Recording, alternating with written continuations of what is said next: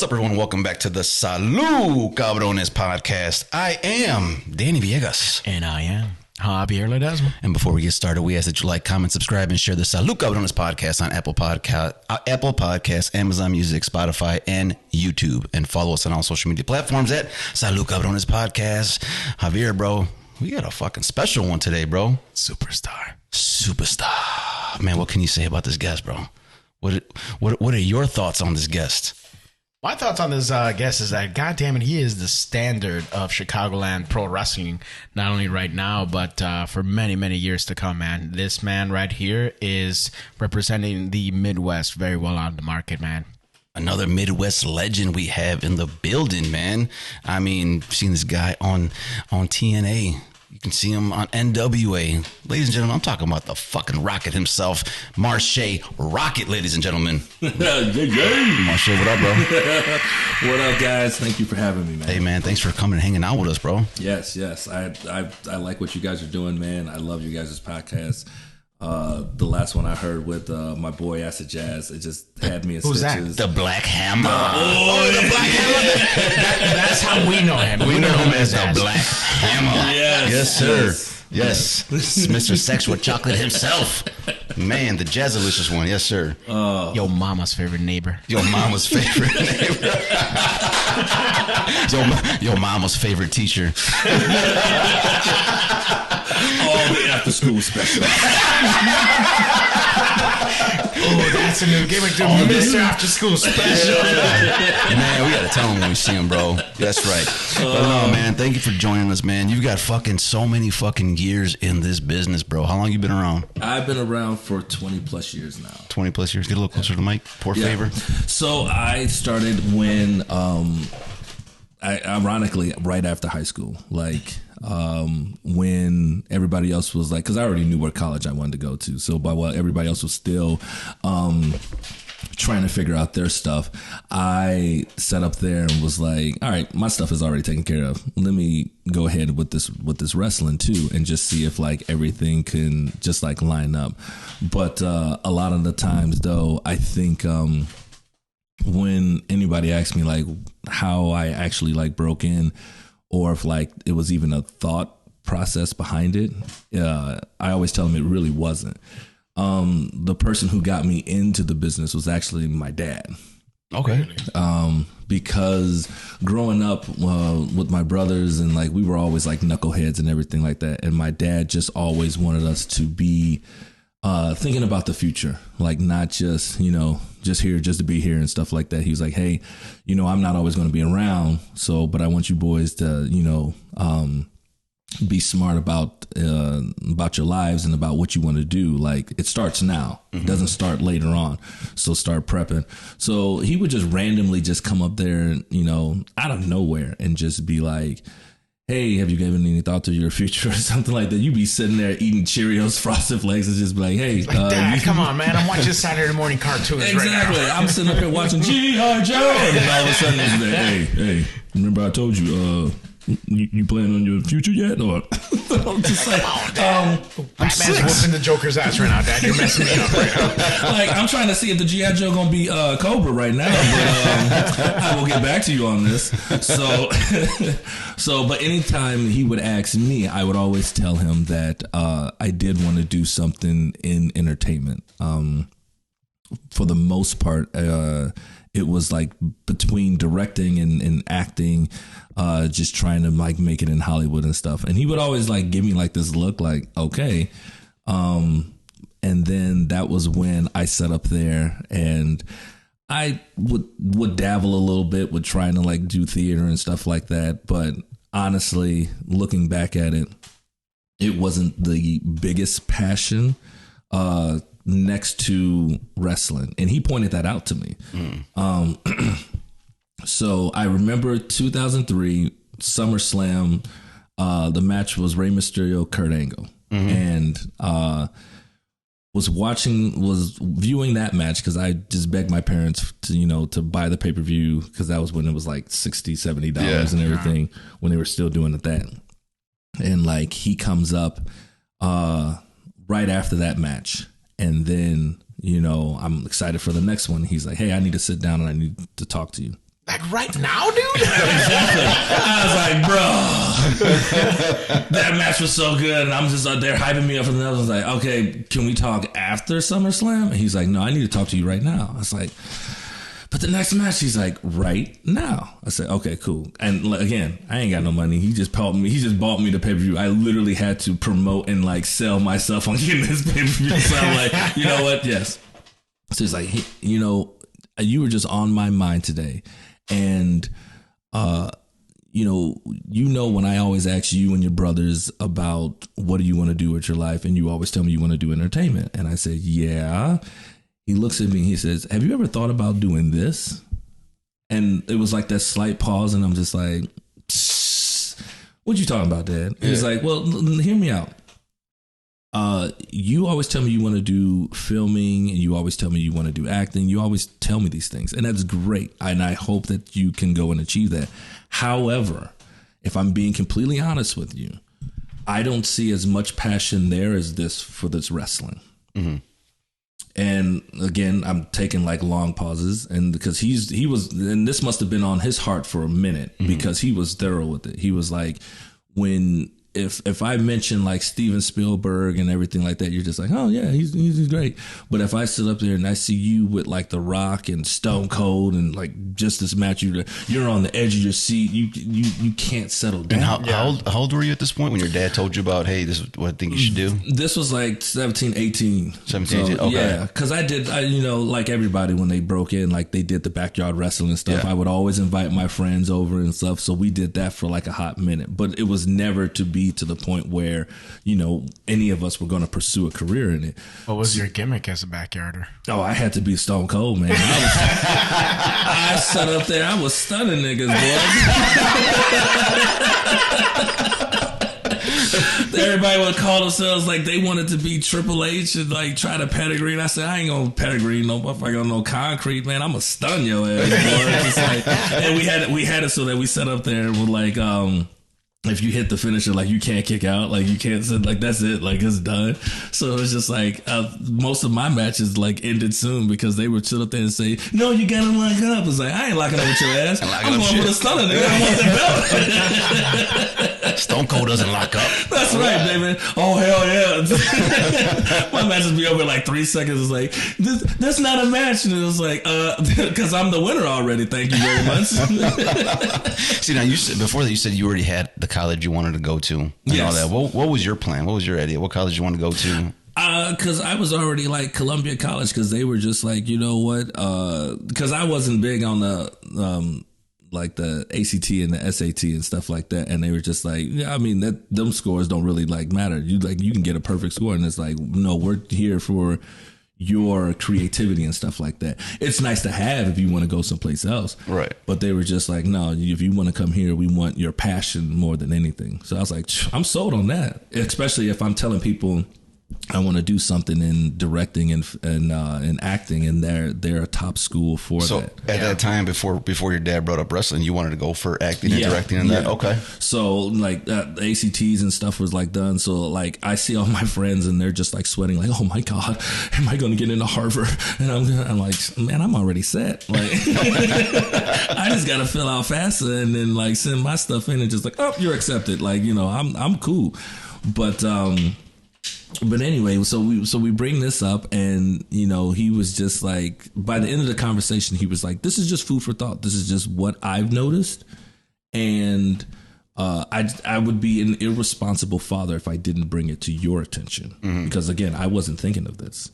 And so we left that conversation, and literally for weeks I could not shake his words out of my mind or my heart. And it was just like day and night just resonating with me. I was just like, what if? And that was the thing too. He always had a, drop a dime on you of knowledge. And he was just like, you never want to leave this life with what if. He's like, it's the worst feeling. You don't want to be on your deathbed and you just be like, oh man, what if I could have did this? Or what if I could, oh man. So it was just like, what if I, tried it a little bit? What's the worst that could happen? I find out that, it wasn't really for me, but what if I am a success at it?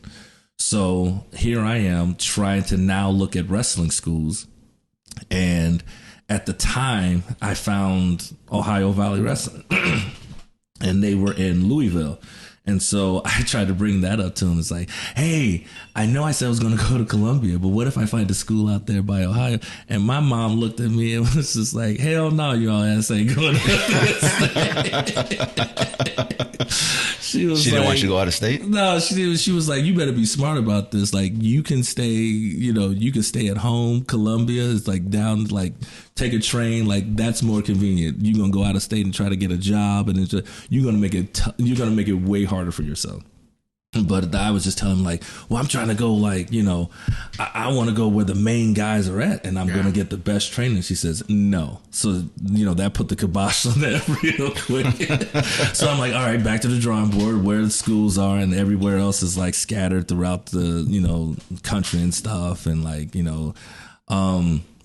and then I pull up an old faithful Windy City Pro Wrestling pops up on there, and I'm just like, okay, let's look at this place. And Googling the address, and I'm like, oh, well, this is less than like a half hour away from Columbia, like all their little where buildings that they have the classes at and stuff like that. So did you know of indie wrestling prior to this? I did not. Okay. I never been to like an indie show. So, I set up there and I bring it to my dad's attention, and I'm like, Dad, this school is like a half hour away from like, Columbia. Yeah. And he's like, all right, well, make the call to the guy and see if we can come down and see. I was like, all right. So at first, like, life was just getting in the way, it seemed like, because every time I would call Sam DeSero and just be like, yeah, we're going to come down this day. And it just would not show up. So I was like, at one point, I think he was literally thinking, like, this kid is just playing around. Yeah. He's not serious about it. But then we come in, we finally make it down to like a Tuesday practice. And there is Hunter Payne, Austin Roberts. I'm trying to think of who else was there, and there's like two of the biggest dudes are right there. Oh, dude, we walked in and I was like, holy shit! Yeah,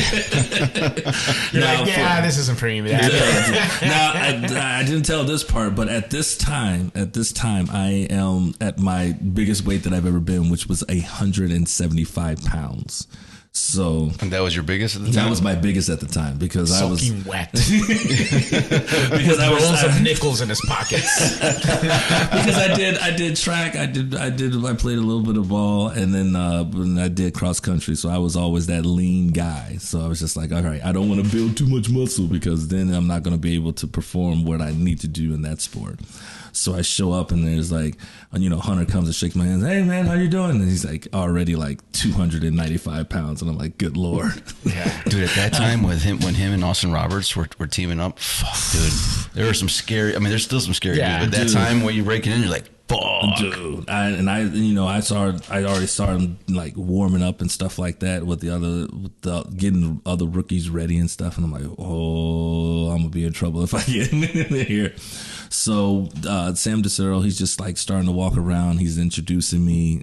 He's telling me about the school and, giving me the backstory. And I'm just like, okay, I'm already sold on it. Because the second I saw like the studio and the ring, I was just like, I got to have it now. I got to be here. Like this is now legit. And what do we got to do? What do I got to sign and stuff like that? And then my main concern from my father's perspective was that he was like, okay, how is schooling going to work?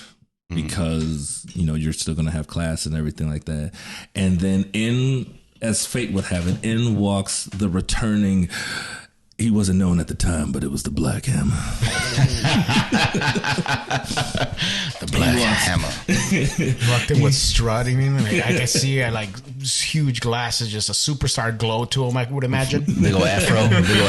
He had his own little aura, and I saw him. He was Little like aura, huh? That could also be one of his nicknames. Little aura. So he comes in, and obviously my dad looks at him because he was compared to all the other guys, he was like, oh, somebody who was probably my size. Mm-hmm. He was like, okay, let's talk to this fella and see what he has to say. So my dad was talking to Jazz, and he was like, hey, what like when you first started, like, were you going to college and like, were you doing this? Oh yeah. Like, he was like, no, I was doing my thing too. Like I did both.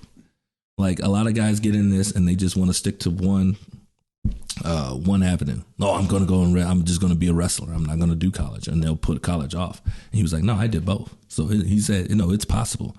So even still to this day, I don't know if Jazz realizes like the confidence he instilled in my father, because my father was like, oh, thank God, somebody with sound reasoning that came behind it, because they were just like, yeah, man, you got to put it in, your all, and 110%, exactly, brother. And he saw mine. He's like, yeah, I'm like looking at the carrot dangling in front of my face, and he was like, oh no, this is not what I wanted. Like, so somebody who came in there with sound reasoning, he was like, no, I encourage you to still go to school. Wrestling is always going to be here. You just got to prioritize and manage your time. And so we walked away from that conversation with more positivity. And then the last thing I said to Sam DeSura was just like, has anybody ever made it from, because when he asked me, like, do you have any questions for me? It's like, has anybody ever really made it from Windy City? Like, just in general. He was like, and that's when he brought up Christopher Daniels. Mm-hmm.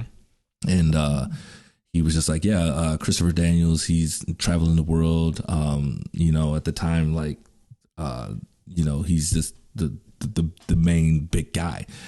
And I was like, can I ask, how did he get out of the Midwest and everything? Well, he was like, well, he learned everything he needed to learn here, and then he took it, and he traveled, he got out. And that's what we encourage wrestlers, if they can, like, learn everything you can here, get the basics down, and if the opportunity presents itself, then go and test yourself and see what happens. So right then and there, I told myself, like, okay, I'm going to dedicate myself to the best of my abilities, and I'm going to learn all that I can from, like, the wisest men that ask questions, and until I fully understand, because they would always say in class, like, there's no such thing as a stupid question, even though there was people who would ask stupid ass questions. And it's just like, it's like, how do we do that again? And it's like, he just explained it slowly. Is there a stupid question that someone asked that's still in your head? You're like, man, this motherfucker. It's probably Jazz.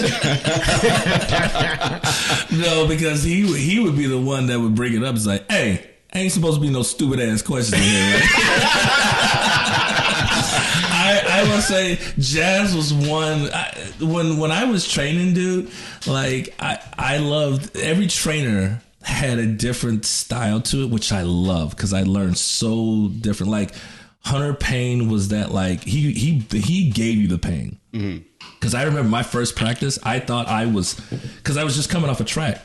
So I thought I could sit up there, like, oh, I'm already an athlete, bro. I just need to know the wrestling aspect of it. Dude, that first practice kicked my ass. And I was like, he almost made me reevaluate. I was like, holy shit. Dropping medicine ball on my stomach. Like, the fuck is this? Like, this is not what I signed up for. I thought we were going to roll around. He's like, no, you got to be mentally tough in this game, buddy. So at that time, you're training to be a wrestler, yes, and you're going to school for film. Yes. Right? Mm-hmm. Anytime at training wrestling, were you ever like, you know what, this wrestling thing ain't for me, I'm just going to put all my all into film? That week. The moment that knocks him on. We'll go home and study some film. That week, that first practice, bruh. Yo, You're like, yeah, Dad, this ain't for me. Oh shit! When that medicine ball hit, like, and then like doing because you know he was like because practice started at 5, but wrestlers didn't get in the ring till 6, so we had a whole hour of like calisthenics, and I'm just like, a whole hour of calisthenics. Like, so basically that hour is just your warm up. Yes, yes. Well, because here was the warm up. The warm up was once everybody gathers, you stretch, and then you would run like a good half a block or a mile down the block, and come back, and then from there, once everybody's back, you're gonna do 100 jumping jacks. You're gonna do 100 push-ups. You're gonna do 100 neck twists. You're gonna and like the cycle repeats itself, and then you're gonna do like the medicine ball, where you're gonna do the 6 inches, raising your feet off the ground. As you know, I want to say the medicine ball was like probably like 10-15 pounds, but he's dropping it from his height, which Hunter Payne is big old dude, man. Yeah, he's 6'4", bro. Like, I could take like a medicine ball, drop it from Jazz's height. But and I just see his hands like over his head, and he's just like letting it go. And at first, I'm already nervous because I'm like, you're not like throwing it down, aiming it. And mind you, Hunter's like 6'3". Yeah, 6. You know. So he's dropping this thing from a hella height, and you're already like holding your feet up for X amount of time for 6 inches. Okay, so what makes it even harder is that you have to hold it, and while everybody else, and like, so the person is getting the medicine ball tossed on them, and you got to toss it back up to Hunter. Okay. And then he'll tell you to relax and then move on to the next guy. If you drop the medicine ball, it starts all over. Yeah, like the next guy drops it, then you got to start over from then it starts over. So you're looking at everyone else, don't fucking drop it. So everybody, it was like, fuck. So immediately, I wasn't the first guy. So I think this is also what fucked with my head, was because the first guy, the second it hit him, he rolled over, and we had already been holding up for like, you know, a couple minutes. I'm like, damn it. And he just kept fucking dropping it. And I'm like, dude, get your shit together. Okay. This is the first humbling experience for me. Cause I'm like, dog, get your stuff together, man. We gotta buck up. We gotta show we want this, right? We want this, dog. Hunter came over to me. Oh shit. When I tell you how fast I dropped that message, I was like, oh. He said, don't get too familiar. I felt my cheeks clenched so hard. I was like, oh God. And then when we finally got past that, and he was like, we're going to do another 100 push-ups. I was like, oh my God, what the hell is this? Is this 6 yet? Is this 6? Now, who else were you like training behind? You mentioned Hunter. You mentioned Austin Roberts. Acid Jazz. Damian Dunn was there. Damian Dunn was the one guy that would come to all the classes. So I would think he would be like the assistant. So you had the main guys like Hunter Payne leading Tuesday classes, Steve Boz leading Thursdays, and Saturday was like a free-for-all. That was where I would get most of like the Damian Dunn, but he showed up to every one and would be like the assistant. So while the main trainer would take half of the class, he would deal with the other half. Okay. You mentioned that you loved learning from all these different guys because you got a little bit of everything. Yes. Which day of the week were you looking forward to the most, like in terms of a trainer where you're like, oh, this is going to be kicking ass, you know, like just what you were learning? I love Tuesdays because Tuesdays was like that was the tough class. That was the one that toughened you up. That was the one where it was just like, okay, you're going to put your money where your mouth is because I'm going to push you. And I'm not going to treat, there's not going to be any favorites. I'm going to push you to your limits, and then I'm going to push you some more. And so I really learned a lot because because the other thing too was that until you pass the basics, like, you know, bench pressing your weight 8 times, squatting it 10 times, like Hunter, and until you got actual professional boots, and like Hunter didn't let you in the ring. Like you stayed on the floor, which you stayed on the floor. So you wanted to order your boots and stuff like that as quickly as you can because you wanted to get in the ring. But he was like, no, you got to learn the basics first. So I stayed on the floor for an X amount of like weeks. So was Jazz wearing boots? Because he wears gym shoes now. Well, he was already no, Jazz actually had Jazz had on other shoes, but he was like already in the game before then, so he was like so he had clout pretty much. Yeah. Probably wearing Pippins back then. Some air on the side. But like so Tuesdays was like the tough class. Thursdays you learn match how to structure matches and how to wrestle in matches and stuff like that, cause matches. And then Saturdays was pretty much like a free for all because a lot of guys couldn't make it on Saturdays. So there was quite a few Saturdays where it was just me and the trainer. And one of my favorite practices was I showed up and it was just me, Damian Dunn, and Ripper Manson and Terry Allen, and they were just both there, and you know, I went through the norm training, ran the block. They, you know, we set up there. I did my calisthenics, got in the ring. I think we did like a little something. They just wanted to see what I knew during the week, and they were like, "Okay, you ever had your first match?" I was like, "No, we just did that with the other rookies on Thursday." He's like, "You're going to have your first match today." It's like, "Oh, with Damian Dunn?" He's like, "No, the Invisible Man." Nice. What? He's like, "Yeah, if you can wrestle the Invisible Man, we'll let you know."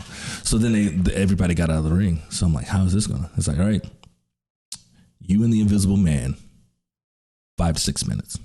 Go. Just doing what you know." Like, who's over? Yeah. That fucker was stiff, wasn't at that point, they told me they were going to let me know who goes over, depending on how this match goes. So everybody steps out, and I'm just like, okay, doing what I know, which is at this point like suplexes and just like the basic stuff. So they were just like, okay, match starts now. And everybody's like, and at some point, Sam DeCero comes out and like everybody's like watching me. So this is just a basic match with the Invisible Man. And it's just me locking up, putting in the headlock, going through like, you know, headlock takeover and like shooting off the ropes and like the, you know, selling, doing all of this stuff. And at one point, I happen to like look over and I see like Ripper like with this smile on his face, and he's like, "Yeah, this kid gets curious." Who was the heel? You or the Invisible Man? Oh, the Invisible Man was such a dick, bro. I should have been heel, but I was like, no, I'll let him do it. He's the veteran. He's been here. He's been here before. Oh man, when he gave me that hip toss, I was like, no. So, no, but they wind up like at one point I hear Terrian's like, "Go over," and so I went over with the sunset flip, and I popped up with the biggest grin on my face, like, "Yes, I won! I won my first match! I whooped his ass! I'm the greatest!" The big generic baby face pop. Oh yes, Come on, baby. Straight Maven, yeah, this is me. How soon after that did you have your like legit first match? It was probably Battle of the no, it wasn't Battle of the Belts. It was, I want to say, because it was in March. I don't remember entirely what the event's name was, but I just remember that, ironically, the Black Hammer could not make make the appearance. Your mama's favorite teacher. He couldn't make the appearance. So superstar, dude. I didn't know it at the time, but I did. This is again on a Saturday practice. I did see the trainers go over there because we did a little practice and then we were going to go and do the show. And then they came up and they said, "Hey, do you have any wrestling gear, like actual wrestling gear made?" I said, "No, I've just been training." He was like, "Okay, you might want to try to go. Can you find something? Like, what do you have?" And I was like, "I got some, the pants that The Rock used to wear with like the Adidas and everything." Oh, with like, the snaps on the side. Yeah. I got that, and I got like an Under Armour t-shirt because again, I'm not big, so I'm just walking out there with a shirt. So they were just like, "Okay, all right, we'll see what we can wear. You got boots?" And I was like, "Yeah." It's like, "Okay." So then they just walked away, and I was like, I don't know what that conversation was, but all right. He was like, just make, they ended it with like, okay, just make sure you have it. Okay. So we get to the show, and then I later come to find out like, Jazz isn't going to make it. So you're going to go and wrestle our lightweight champion at the time. So it's a title bout. I'm like, oh shit. I thought I was just going to be over there with the other rookies, like, manning tickets because we helped set up the ring and stuff. He's like, yeah, 8 to 10 minutes with the lightweight champion over. Oh, okay. So like now at this point, like it's no longer a game. And already like most cats in my position, I was like, okay, this is a real deal. Cause there's fans here. There's like over 500, 600 plus in the building. So it's no longer just the invisible man where it's like just in front of the trainers where I'm confident and say, hey, yeah, you did good, kid. So now we're in a dance, and it's a title match. So, already I'm probably sitting in the corner, and at the time when Hunter told me, he was like, you had this pale look on your face, and you were just like, oh my God, like this is it. And so he came up to me, he was like, how long did you want to be a wrestler? Did you want to be a wrestler, right? I was like, yeah. He's like, okay, you've been showing up to practice, right? Every day. Well, now's the time, kid. Just go out there and do what you've been doing every day. Because I was the one constant. Aside from, a couple other cats now that's still in the game, I was the one variable that was always at practice. Sometimes I would beat the trainer there and just wait till they come open up the door. So once he reminded me of that, I was just like, all right, now it's not the time for like, what if? Let's go fucking show the world what we got. So and I went out there and bust my ass and gave it my all, and it was like the fans were behind it and everything, and it was like the most honor experience because they later told me, they're like, yeah, we voted you in. Because we were just like, well, we could bring in somebody else, but we were like, no, we want to see what this kid has because he's put in the work, he's put in the time. Now let's give him a shot. Let's see what he has. And so from there, and Justin Adams, who was the champion at the time, I thanked him for the match, and he was like, man, you got it. You're on to something. Just keep going, kid. Just keep going. And so from there, it was just like, okay. So now that it was that little boost of confidence, just having that match. And I was like, all right, we're on the right path and everything.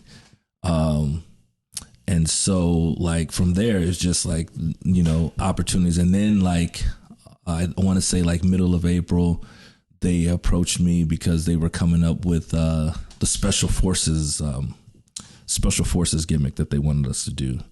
And then they said, hey, you had such an impressive match with Adams back in March. You're going to wrestle him on our version of WrestleMania, Battle of the Belts. And I was like, whew. So here we are now. We went from 600 to like, they filled that place for like what, 2,000, 2,500 over like, I want to say like Morton College or something like that. Place was filled to, I was like, oh. Then, they had the cool ramp and everything, not just doing battle royals anymore, but it's like, let's go. So we went in there and the same reaction, like everybody, go in there doing like the whole like salute and everything, the early Black John Cena. But again, a humbling experience to be able to do that on their WrestleMania was surreal for me, and it still holds a special place in my heart because for one, it showed that I was on the right path, and for two, to earning their respect. And like with each performance and each time, I think the trainers just look at me, it was like a different look, and then they had that little vibe of like, oh, this kid's doing good. But whenever I was talked to or whenever they would see me, it was like a different, like, okay, you're coming into the fold now, you're getting it. You're one of us now. Yeah, all except for the Black Hammer. Oh, he had his own little unique thing. Yeah, you were getting too familiar. And he will let you know. And he will let you know that. He will let you know. And how I discovered it was that he showed up to a class and he had little names that he would call people, only certain people at certain times. So how I'm kind of curious, what were these names? Just curious. So obviously on the lowest was bitch. Okay. Wow. Whose name was that? That was everybody who was just like, he was like, he'd be like, hey, man, I don't know you, bitch. Right? Wow. So it was bitch. It was hoe. Was everybody hoes? If you like, hoe was intermediate, but you really made it. You really made it when you were called hooker. So the hooker was the end. Hooker was the end. And for most people who just outside, outside the context, you'd be like, damn, that's demeaning as hell. But I remember he showed up one Thursday practice because, Boz was running late. So Jazz was running it. And he sat up there and, we're running the drills and everything. And I'm hearing him call like certain people, come on, bitch, get up. Get up, bitch. And then there would be a couple times he would say, ho, would you run the ropes the right way? And then I think I came up there and I did something right. And he was like, good job, hooker. And I was like, yes. My inner child was just like, I fucking made it. I'm no longer a hoe. You want to know what's crazy though? Because when we had him on, he made it seem it was like vice versa. He made it seem like you were the one that was like you had to give him the fucking comment. He was like, well, you were the one that told, hey, don't get too familiar, motherfucker. And he was like, oh, I'm sorry. Please. No, don't hit me. No, so now you're telling me he was the bully. He was the one. Because I don't even know, it wasn't even taking the bullet. Because you know what I learned a valuable lesson from him was that, he's right. Because a lot of the times in professional wrestling, it's like you greet, you shake the hands. That's the tradition. You shake the hands and you talk and stuff like that. But when you take a step back, a lot of these cats actually would talk to you and would talk to the veterans like they've known them their whole life. Mm-hmm. Like, oh yeah, we've been on the porch and everything, and we've been hanging out this whole time. And he had a point. He was like, don't get too familiar. Like, yeah, you're doing all right, but like, we're acquaintances at this point. Mm-hmm. Like, I don't know you, you don't know all of me. So he was right, because a lot of the guys would take that and think that, oh, we're friends now, and so you can be lazy, or you can think that you can get away with saying certain things. You can start slacking off. Right, right. Yeah. So I once I heard that, I was like, you know what? You're absolutely right. Because there was, I can't remember all what it was, but I remember we were having a talent meeting before a show. And at the time, Jazz, Red Willie, a lot of the guys pulled me to the side and they said, hey, a lot of us have been talking and a lot of us have been hearing, you're getting a little too big for your britches. Mm. And rather than do the traditional way, which is humble you in the ring, we're going to talk to you because you got some common sense. Mm-hmm. And we want to just let you, and Jazz's words were, don't get too familiar. Mm-hmm. A lot of guys who have talent, that's the first thing that takes them down. As the old saying goes, pride comes before the fall. Mm-hmm. Don't do that. Don't get too familiar. Now, what were you doing that made them see like, hey, he's getting too familiar? I guess at certain times, because I was getting a big head and everybody was just like, I was riding the wave. He was calling people bitches, dude. Bitches and hoes. Nobody was a hooker. They were just bitches and hoes. Bitches and hoes. So that's what Jazz got mad about. Hey, come on here, bitch. Like, you calling me a bitch? I was just a hooker last week. Oh my God, if that would have happened, that probably would have destroyed me. That probably would have destroyed me. I would have probably rethought the business again, because I was like, holy shit, I'm no longer a hooker, man. What the fuck? I busted all the way down to bitch. Oh, damn, I got demoted to hoe again. Like, dude, this shit is terrible. But no, like, I think it was just like during conversations, and I was just completely oblivious to it. I was just like, yeah, I'm the man. Like, look, all these trainers, like they're voting me in and stuff like that. And it was just like, nope, don't get too familiar. because then we're gonna have a real serious conversation. And I was like, say less. Got it. From that day on, complete attitude change. You only gotta tell me once. Because it was the huddle, and it was like all the brothers. I was like, oh shit, this is serious. You know. So then from that point on, like everybody got the nod. I was like, okay, that kid gets it. How long were you in at that point? I was probably in. That was like my 6th month. Oh, okay. So not even a year in. No. Okay. No, because I was having my first matches like within 6 months because I was going every day. Yeah. Every other, a lot of the other rookies were, maybe 2 days at best because of their schedule in life. But I was just like, man, I'm going to get my schooling done. I'm going to get my homework done as quickly as I can. I'm going to either do it before or after. But I was in that gym and in that ring. If I could, hey, 2 hours, I'm dedicating 2 hours a night. That was my schedule. Like, so I'm going to prioritize, have my stuff done before I go to it. Or otherwise I got to do it after. But I rarely missed like all 3 days. So now you're in there, you're having your first matches. You're starting to gain confidence. Earlier you mentioned that the school would encourage you guys to like wrestle and learn everything you can before you go ahead and move on. At what point in time did you feel that you outgrew Windy City and you needed to go out and start seeing the world, so to speak? When we started, well, I didn't leave by myself. Oh, you had some radicals, huh? No, yeah. So at the time, C-Red was there, Willie and Jazz, and my first ever, kind of like the first promotions that I was stepping out of was with Elite Pro and Stars and Stripes SSW up in Wisconsin.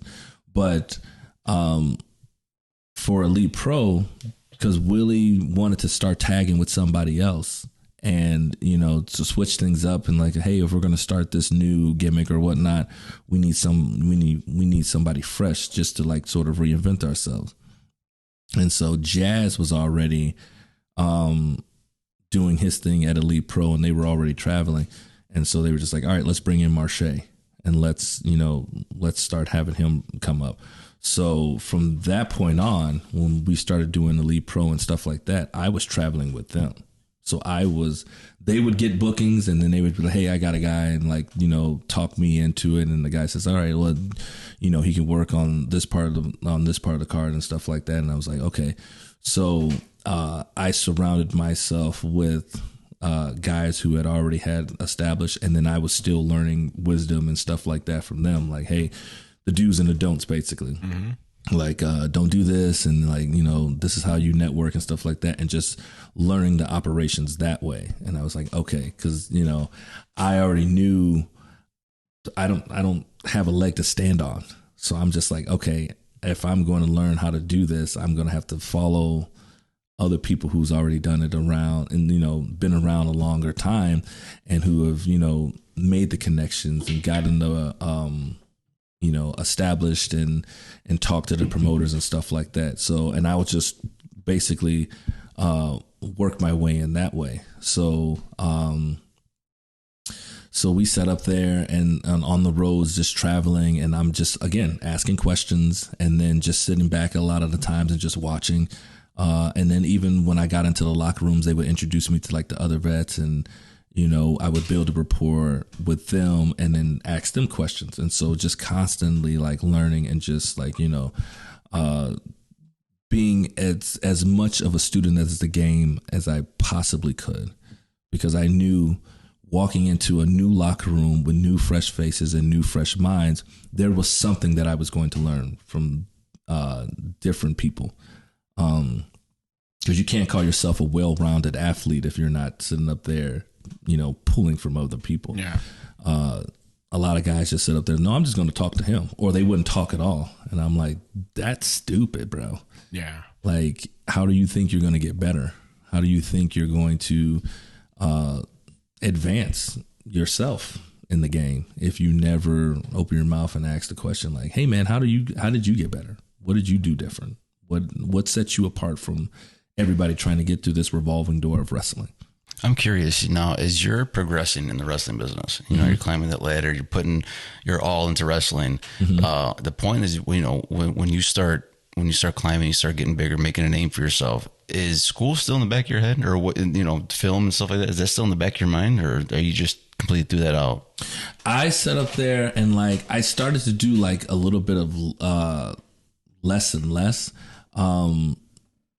Where like I was doing plays and I was doing, you know, for like school plays and stuff like that. Like they would have like fall and like spring plays. In the beginning, it was like more, I got more of the leads because it was like the focus, because I wasn't established yet with wrestling. And so, for the directing and acting, what had happened with that was that I sat up there, and instead of going for like the leads, I was like going for like more of like the secondary roles, where it was just like, okay, I can remember and recite this and stuff. But wrestling was like starting to take more of like a precedent over, because like of the success. But I was still doing, you know, still going to get my stuff taken care of, just because, you know, that's, you know, I told my dad, and like, you know, that's what I wanted to do. So I didn't want it to make it completely like wasteful and stuff. But no, wrestling was definitely like, okay, I'm seeing myself more and more like how my dad saw it. And he was like, you know, because again, this all was just like, well, what if? And now I'm just like, oh, you know, the Lord is telling me something here, because if it was like, you know, if I was going to fail, I was going to fail epically. And I think I would have failed early, especially after that first week of training. Because I was like, nope, I'm done, baby. That push-up killed me. You know what I'm saying? I'm going to reevaluate this. Like, Dad, you were wrong. Like, you know. And what did your dad say as you started progressing and getting? The more he saw that I wanted, he was like, it was almost like that whole silent, like, like, you know, but he was ironically my biggest supporter. What was the first match that he saw you wrestle? Was it your first one? My first. No, the first match he saw me wrestle, even before that lightweight, was that we got in the battle royal. But I hyped it up, bro. I'm gonna be the Andre of this battle royal. I hyped it up. Like I said, because this was like the time that we were gonna do like the special forces gimmick, and I said, Dad, I got a match. He's like, you do? I said, yeah. You got to come out, bro. You got to come out and see it, Dad. It's going to be good. So it was literally like, they had us like, you know, at one point it was supposed to be like guys are out in the bleachers, and then something goes awry, and then we hop the guardrail and everybody comes in, and there's the battle royal. Okay. I was in that bitch for like 3 seconds. You got Santino. You got the Santino. 3 seconds, bro. When I look up, because I'm smiling, because there's fans out there. Your dad barely even got his hands up. That's my. Oh my God, dude! When I looked up, and my dad had the most like, huh? Look on his face. You a bitch. You ain't even a hoe. And we got in the car, and I'm like, Dad, did you see me? Did you see me? Did I do good? He said, you lasted for 3 seconds. I fucking sneezed and I missed you. Dude, he was like, I brought your uncle out. I spent so much money for 3 seconds. How many tickets we bought? He was so dumbfounded, but you know he's my dad, so of course he's not going to discourage. But I can only imagine what he really wanted to say. Even to this day, I was like, "What did you really want to tell me when I first got in here? What did you really want to say when I got eliminated in like 3 seconds? Dad, did you want to be like, motherfucker?" You wasted my Saturday for this? Yeah, because he was just like, okay, I'm gonna see it, and I just all week like, Dad, are you ready? Because I'm hyped, bro. Let's fucking go.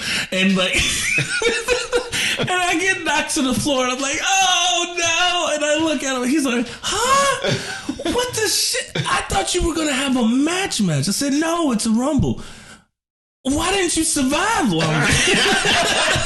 Dude, I remember the first times I remember telling my dad that I had matches. Yeah. And, I never smartened him up on what it is. He used to take me to the wrestling shows. So he understood a little bit of it, but he never really truly understood what was happening. I didn't want to smarten him up like that. Yeah. And I remember the first time I got all excited. I'm like, oh, yeah, I had this badass match, Dad. It was really fun. We did this, we did that. Blah, blah. I'm telling him all the details.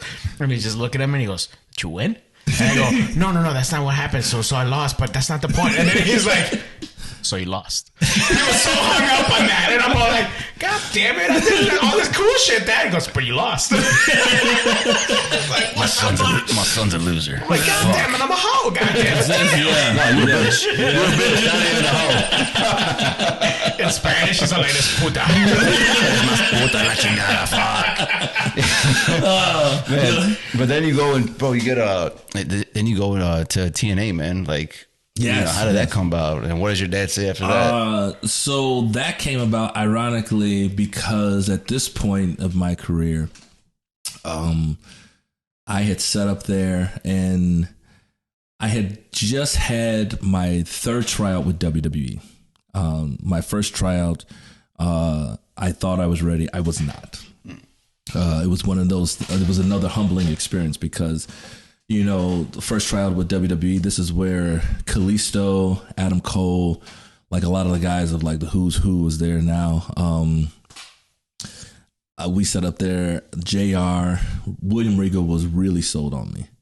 And like, Dusty Rhodes and everything. So what... Do you have a Dusty impersonation? After meeting him, everyone does. He was like, oh, wow, I was come trying on, to... baby, come on. I'm trying to remember because he was like, well, let me tell you something here, Daddy. Everybody's out here talking about how they want to sit up here and they want to be a pro wrestler. Guess what? We know that you want to be a pro wrestler, okay? Well, we don't want to hear your sob story, Daddy. We don't want to hear whether you want to be here, why you deserve to be here. We just want to hear stories from you. So, and I'm looking at the class. That's pretty fucking good. I'm not acting, remember? I was studying the game. I was like, okay. But then I also, again, part of like the acting was like, being and studying people, reading the room. So I'm reading the room and I'm just like, okay, I'm one of the fresh cats on there. I'm not, at least in my mind, I'm not one of the elect. So I expected to go first. But I'm noticing other people are going first. And like I think Adam Cole had to get out. I think he had to get out early. So that was the only reason why he went first. But I was noticing like the people that they wanted to really see were the ones going last. And so I was like, oh man, this is really real now. Cause I'm not in that first class and I was in that first group. So the first group had went, then they took a break and they were like, okay, everybody, we're going to sit up here and we're going to take a little break. The first 20 went. And so how many do we have left, JR? Oh, we got 10. Okay. So the next 10 are going to go. And so that's me and Kalisto. And we're like, bro, they're going to look at us. And so I'm hyping myself up and everything. And you knew him from the hood here. You knew him from Chicago. Yeah. So we were just like, hey, man, let's go get this job. So we're hyping each other up and stuff like that. And Kalisto goes out there, fucking nails it. Does the whole expansion. JR was immediately in love with him. He's like, got him. Got to get him.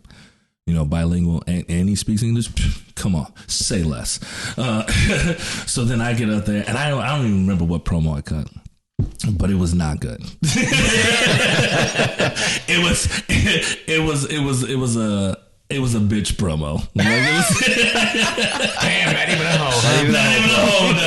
Not even a hoe. And I sat up there and it was like, it was the biggest letdown. And it was like, but it was a lesson. Even till this day, I tell myself, it was a lesson I needed to learn because it made me go back to the lab and it was like, okay, I need to reevaluate. And so the second time that I had a tryout with them was a live tryout. They was at the Arnold Classic. My promo was better and everything was a little bit better. I kind of got hurt in the ring where it's like I pulled something because they had this big ass former Tennessee Titan trying to get a job. And I was like, what you doing here? You got money, okay? You don't even like wrestling. You just here because your ass is big. So, but that's another story. I just kept looking at that guy. I could not stand. But at one point, like the ring had shifted on me as I was like going, we were doing like the calisthenics and I felt my left my left hamstring pop. And I was like, no. And so anytime I would like try to move it, and it was just hurting, sharp pain. Like, I was like, did I pinch a nerve? So I'm having all of these scenarios play in the back of my mind, and I'm freaking out because this is live tryout. You know, everybody's watching, like Triple H is here, you know. It's not like, again, I've earned my way back into William Regal's good graces and everything. So I'm like, no, God, please. So I'm trying to fight through the pain and everything like that. And Kalisto at this point is like, he's already signed. He's there. He's doing his thing. And he sees me, and he's like seeing me like almost have like this miniature panic attack. And he was like, bro, it's okay. It's like, no, it's not okay. Like, I've worked my ass off to get back here. And for it to be like this now, he's like, dude, you can always, like, bro, trust it. So I go do my thing, leave from that tryout. And, you know, it was what it was. It was just not the time there either. Come back, third tryout, crossed all my T's, dotted all my I's. Everybody's giving me positive vibes and everything's like, bro, you killed it.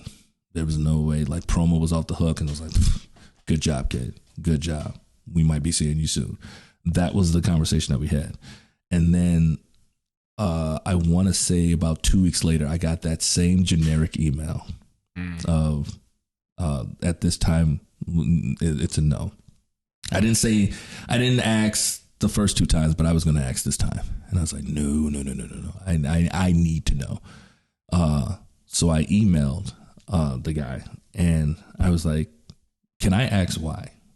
You know, because I need to know, because I did everything you asked. You know, at the time I kept hearing like, well, if you get bigger, kid, you know, if you get bigger, you're 260. I mean, you're 6'4". If you get bigger, you know, you would be signed. So I went and hit the gym, got bigger, worked on my promo. I'm working on all this stuff, doing the ABC, crossing XYZ. And I'm getting positive like feedback from the higher ups, like the big guys that were already there. So now I'm fucking curious why. And at this time, this is where the whole like wrestlers were traveling all over, like the, you know, Ricochet, he was in New Japan, and he was making a name for himself without the machine. So that's where the business was going, where it was like, and the reply was, go make a name for yourself. So to the point where we can't tell you no. Now the whole time of me trying to get in was, you know, they wanted you a blank slate. Yeah. If you knew nothing about wrestling, you were in. Because I remember the couple trials, there was just a surfer dude. And Dusty Rhodes had stood up and said, what brings you to the table here today, Daddy? I was just at Miami Beach, or I was just at the beach, and somebody said, no joke. So he is here at a tryout. I had busted my ass doing like the extra and actually paved the way. He came off the beach, and somebody said, hey man, you look like you could be a wrestler. And he just showed up. The only thing missing was his surfboard. And so I'm just like, you gotta be shitting me. But I can't be focused on him. I gotta focus on me. But that was the dynamic that they were going. Yeah, there was a time when I remember everybody that was coming through TV didn't have a prior history. Right. I remember going like, I don't know who the fuck this person is. I've never heard of this person. You know, their only credentials are going through their performance center, and then that's it. There was nobody at the time that had any sort of indie experience at all. It almost like seemed like being an indie wrestler was like bad juju for you. Exactly. It's like, fuck. It's like, I guess we're doing it all wrong. Exactly. So if you had any prior knowledge, you were already like, oh, it was almost like you said, it was almost like a mark against you. Yeah. Which is crazy within itself, but it's wrestling. So, but that was what that letter said, and like that was the information I got back. So I got super down on myself. It was probably the most down I've ever been, like legit. Because even for I don't remember the time, how long I like was in that little bit of a funk, but like I kind of it just crushed me to know. To like, I wasn't going to the gym. I was just like, I think I maybe canceled like 2 bookings. Like someone's like, hey, we want to book you. Nah, not right. I'm not in the mindset for it. You hear about this. It's kind of crazy that you're bringing this up, but like I remember hearing stories about Ali getting told no and how he got in a funk too. Yeah. And you read about that sort of stuff all the time. Like, oh, so-and-so got told no, and then they just kind of like almost wanted to quit the business or whatever it was. And then something reinvigorates their interest or their passion. And then boom, here they go. They bounce back and they're better than ever. But it's nuts how that has that effect on people, you know? Because here... especially because you think you're doing everything right and everything is going your way. You're putting in the work, you're putting in the time, the nights you're going on the road, and you're pretty much walking by faith. And a lot of the times, as even today, just like, why do you wrestle? You know, when you first start in, you don't make a whole lot of money. Why do you wrestle? You're putting more money into it than you are making it. But it's with that, because it's that dream. You're fighting for the dream. You're fighting that one day all of this sacrifice is going to pay off. And for me, for my third tryout with WWE, I was already in the mindset like, no, this is where I'm supposed to be. Not many guys get like one tryout. Yeah, let alone I got 3. So obviously I'm impressing the right people. But it's like, what is it going to take? There's something missing. I don't know what, but after that third one, bro, like I honestly thought I had the job. I thought I walked out of that place. I was on cloud fucking 10. Fucking 9. I was on cloud 10. You were like, beyond being a hooker at that time. Oh, that's right. I'm amongst the hookers now, baby. I want to find out what amongst the hooker is. No. What is that terminology? Oh my goodness. Amongst the hookers. Let's go. And then when I saw that, it was just so crushing, bro. And then my wife, she saw how it had affected me too. And then ironically, like somebody close to Billy Corgan, like she had called.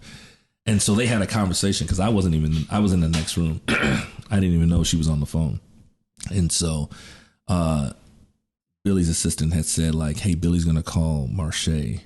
And I don't know, he's either going to call him today or he's going to call him, but he's going to call him soon. So just tell him like to pick up that phone call. So ironically, as fate would have it, like he called 20 minutes later. And so my wife is running into the bedroom. She's like, hey, it's Billy on the phone. And at this point, I'm not wanting to talk. Who the fuck is Billy? I was like, Corgan from Resistance Pro. It's like, yeah, Billy wants to talk to you. Pick it up now. Like, you got to talk to him. So Billy had just, he had just gotten into Impact Wrestling, TNA. And so I was starting to tell Billy about what just happened and what just went down and stuff. And so he was just like, well, this might be, maybe it was like supposed to happen because I got some news for you. He showed a clip, a match that I had with Al Snow back, ironically, when I was the heavyweight champion of Southland, SCW. And it was actually a skinnier version of me. This is like when I looked way, way different. And so like he said, I showed your match to a lot of like the talent and a lot of the, the booking committee and stuff like that. And they want to bring you in for a tryout. And I was like, oh, okay. He was like, here's the thing. Like you gotta, if you can fly yourself down here, and do this tryout, and then we'll sit up there and like, we'll see where it came from. But I opened the door. I just need you to walk through it. So I was like, okay, I'll give this a shot. So already, now keep in mind, I'm still not out of this funk yet, but like I'm trying to get my head back in the game. I said, all right, here's the thing. So I fly down. I hang out at my boy's house, Jason Harding, because he was, referee of the WWE. So I told him about it, and I'm picking his brain. I'm getting his advice. I was like, man, I'm not in the right mindset or the right headspace and stuff like that. So he hypes me up, and he's just like, dude, just go get the job, bro. I was like, man, I thought I had a job, but like, it just didn't pan out. He was just like, because you've been trying, and this is one thing he pointed out to me, because he's like, you've been trying so hard. Stop trying so hard. just go be you. Just go do your thing. If it happens, it happens. There was a reason. So I was like, that was the concept that I just kept going in on. I was just like, okay, I'm just going to go fucking have fun. I'm not going to sit up there and put all this weight and pressure on myself. I'm just going to go fucking be me. So I get there. They tell me how like things are going to be set up. They told me when my match is going to, is going to happen. I've always wanted to wrestle Braxton Sutter. That was the guy who I that I had my tryout against. But it was just so funny that it was him, because I was like, man, I watched him like on a couple shows, and I was like, damn, I want to wrestle him. So it was just funny to me that it was like, he's going to be the guy that I, have my tryout against. So we go, I have my tryout match with him. He puts me over. And then, Shane Helms comes up and he's like, hey, when you catch your breath, cut this promo. So I'm like, oh shit. So it's like, all right, it's not needing, I'm used to the WWE thing where it's just like, oh, you do your match and then like promos are like the next day. So that was like the formula in my head. So I take that deep breath and I'm just like, I'm just gonna say fucking anything. Like I'm just gonna be me. You're either gonna love it or you're gonna fucking hate it. But I'm just like, at this point, I can't shit the bed anymore. Like I thought I did perfect before, so I'm like, what are they gonna say now? And I just cut this. Like this, it sounded generic, but I just cut this promo and I'm doing like the Chris Tucker, Michael Jackson, like, yeah, I'm gonna what the I think I did a moonwalk in there at some point, and I see in the background everybody's like laughing. By the end of that, I got like a little standing ovation, so I was like, oh, okay, all right. And so I walked over and I thanked Billy, and then Billy was like, phenomenal, sensational. Like he was just like but Billy was thoroughly impressed, and Billy was so happy, and I just think I could not thank him enough. So I think it was like something that I needed. And then at the time, one of the representatives came up to me. He was like, hey, when you get done toweling off, just like come see me. So come see me in the office. It's like, okay, cool. I have no idea what. I think we're gonna go over the match, and he's gonna tell me like what I could do better, what I can do this. I walk into the office, and there's like a stack of paper. Contract signed that day. So, oh wow! Yeah, put you on the spot, huh? Yeah, because they were like, he came and sat me down. He was like, "Great job, Ken. Great, phenomenal. Like everybody immediately gravitated to you. You've got a spark about you." Mm-hmm. He said, which he was like, the only thing that's holding you back is because you've wrestled indies you haven't been on TV, have you? I said, no. He said, that's the only thing that's like I would see. If I were to see anything negative, it was like, you haven't been on TV, so you don't know how TV works. You don't know how we do TV. But in order to learn that, you got to be here. So, and then he slid me the contract. That was probably the most gratifying validation I could have ever gotten in my life. Because I think I teared up. I think I called my wife crying. Because I was just like, to go from such a dark... I'm getting teary now. To go from such a dark place in the mindset, just like, dude, I thought that I had this and I didn't. And then just to turn it around. And then like, we're both just like, I called her and she said, how did it go? I said, baby, I'm signed. What? Like, they don't need to talk about it? I was like, no, they talked about it already. And it was like, I toweled off, got dressed, came back, and they were like, here you go. We want you. So your wife is ecstatic. You're ecstatic. Yes. Does your dad hear the phone call right after that? I immediately called him. And up until this point, my dad didn't really cry. He was like, good job, son. Good job. And then I was like, still getting charged. Like, fuck, don't tell me that. I'm around the hookers now. You gonna make me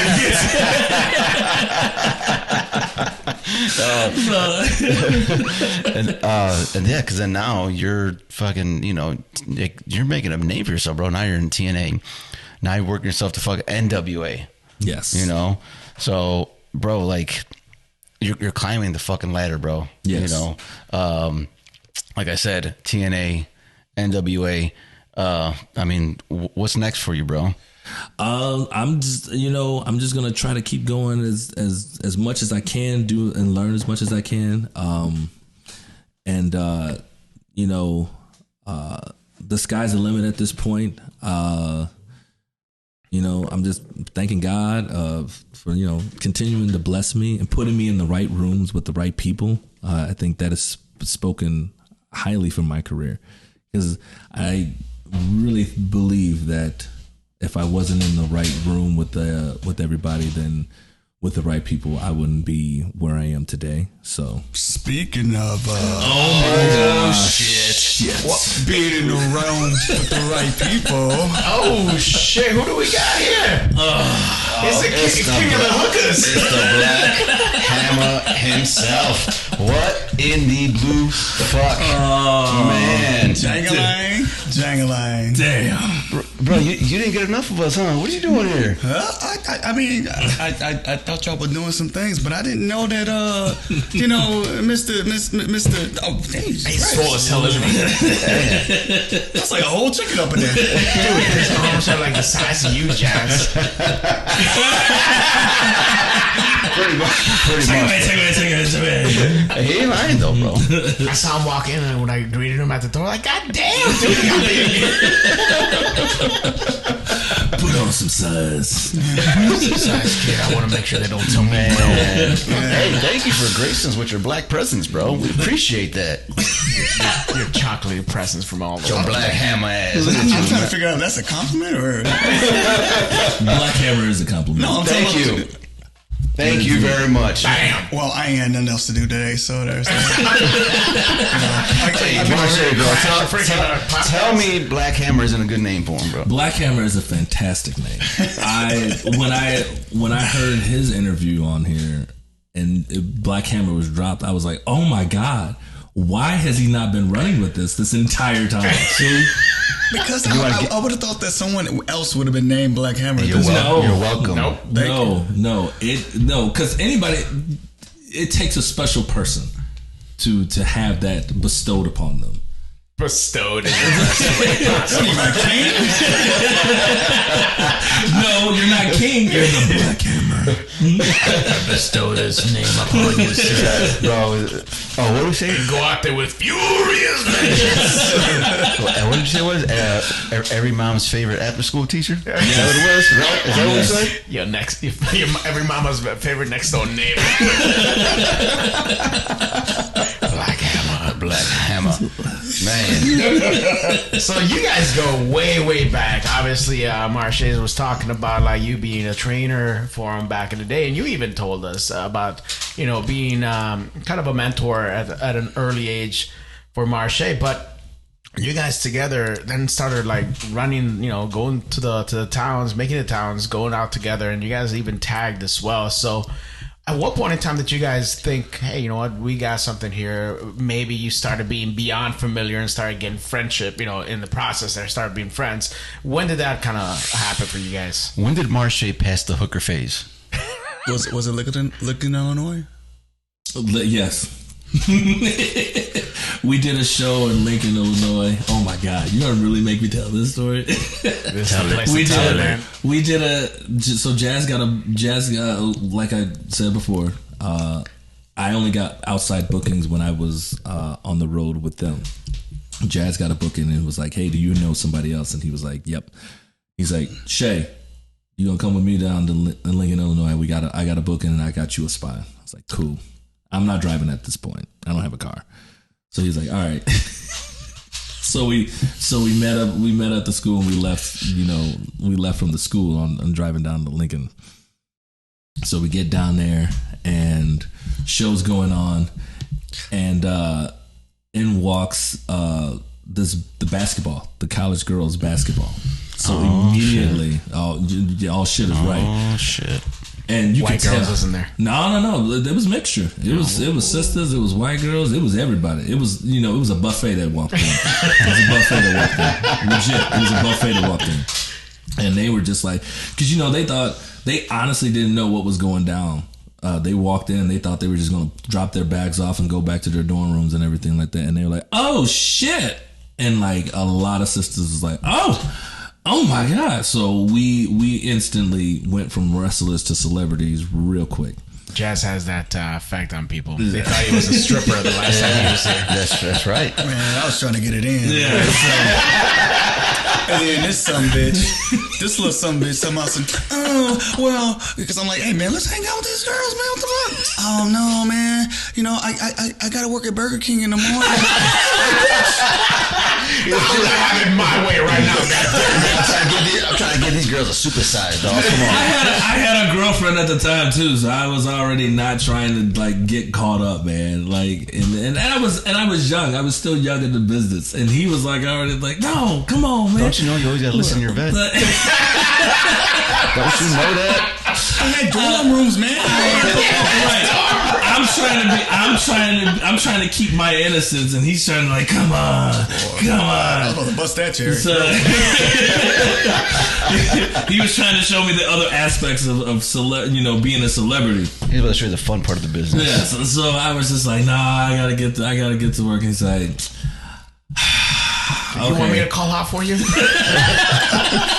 I mean, I would have.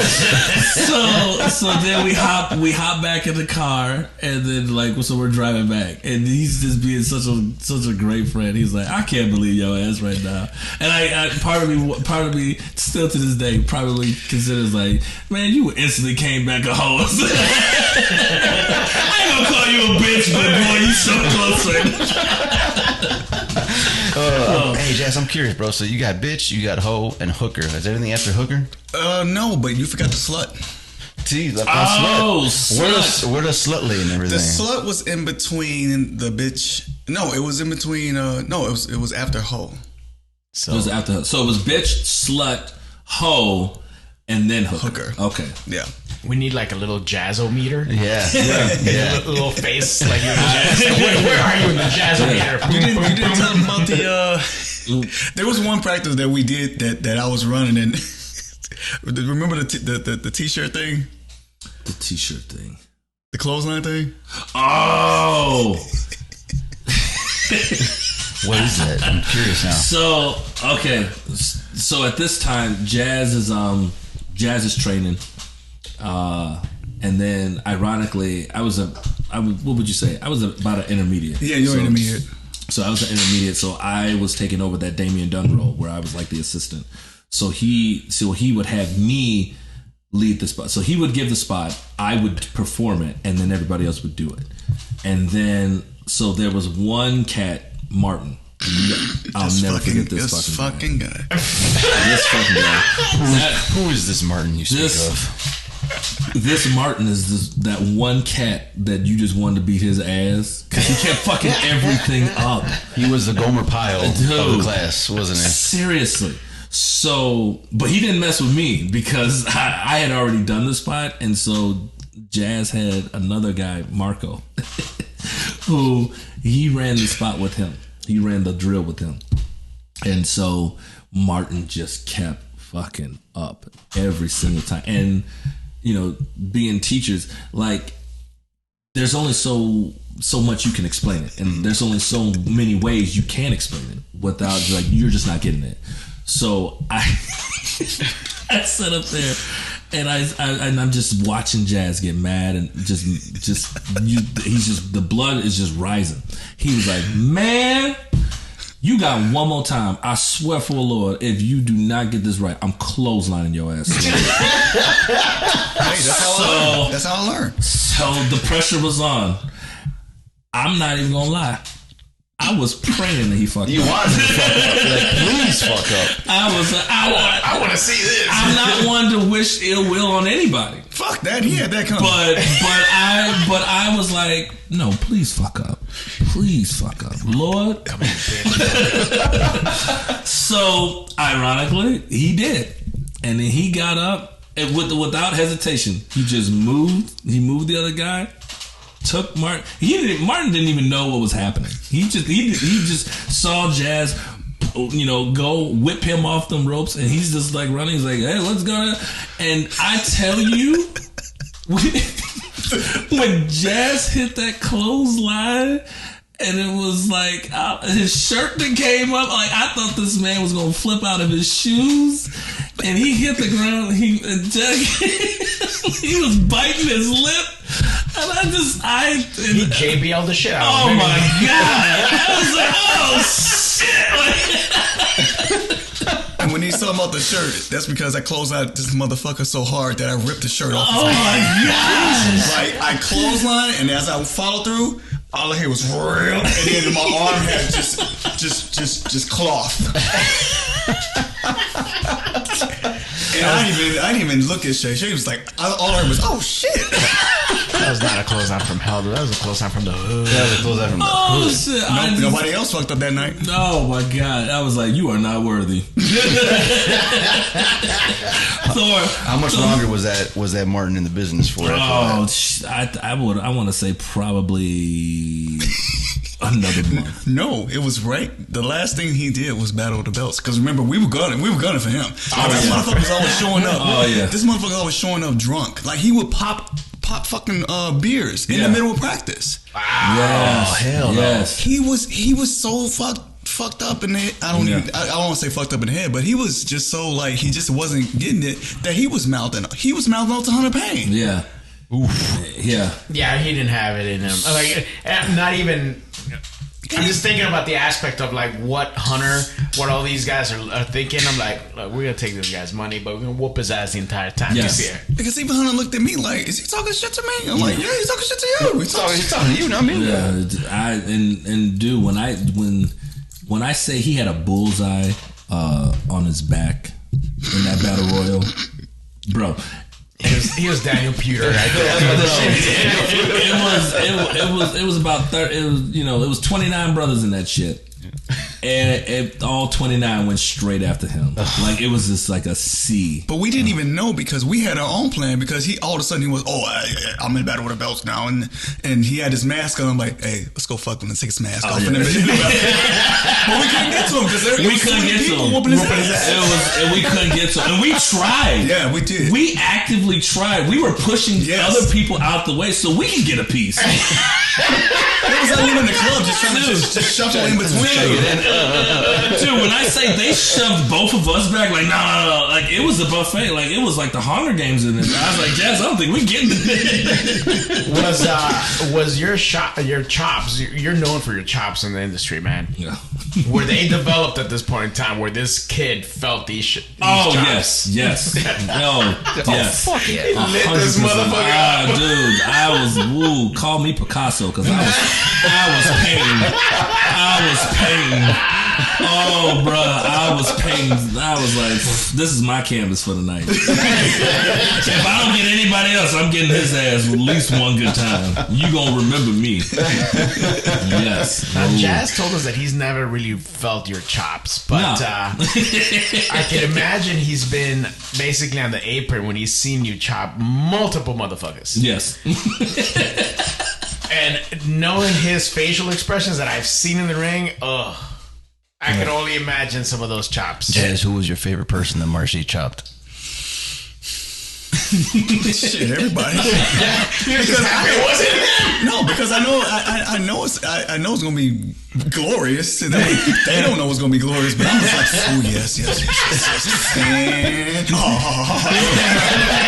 He's like the black dude behind the tree with the white outfit. Like this. What I getting them O faces over there in the corner and shit. Take it home. What I love about Jazz is though too, he would set these motherfuckers up. Oh, like, bitch, No, he would set them up in the way. He went back to a bitch right now.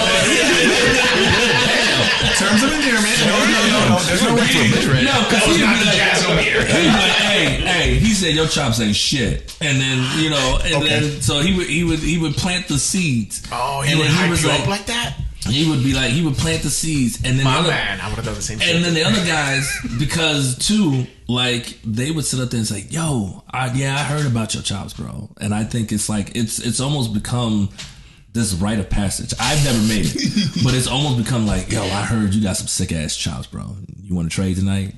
And to me, I'd just be like, you sure you want to do that? You sure you want to go this route? I like to give options. I don't ever like to sit up there and just be like, yeah, let's go trade. Like, no, I like to give options. Like, if you want to throw, we can throw. But I'm not. It's not going to come from me. That has to be a confirmed decision for me. Like, nah, yeah, man. I do. The crowd's going to love it. and then Mr. Hype Man over here will be like, oh yeah, the crowd's going to love it. You know who else going to love it? Me. I remember that cartoon with the big dog and the little dog. I just pictured that. I'm gonna love this shit. Well, no. Ironically, I actually got that idea from you because he would actually tell people, you know what? Hey, Jazz loves to get chopped. And then he'll just sit back with in the yellow suit. Like, yeah, here it comes. And I'll be in the corner. Don't. He said, but Marshe said, don't chop. And then I turn him around, beat the shit out of him, and all I hear is I know he set this dude up. Jazz, I don't even remember this, but one time we were in a battle royal, and Jazz comes sliding in. You know, he's like doing his thing, pop, hitting everyone. He comes to me right away. Pop. You know, and I cut him off. I throw him in the corner, and I put his arm behind the rope. And all of a sudden, like, bro, I came to you because I thought you'd be the one that wouldn't fucking chop me. And then, dude, I caught my arm back, and all of a sudden I go right in the eyes. Think. He sells the eyes. Oh, thank you. Shit, fuck that, man.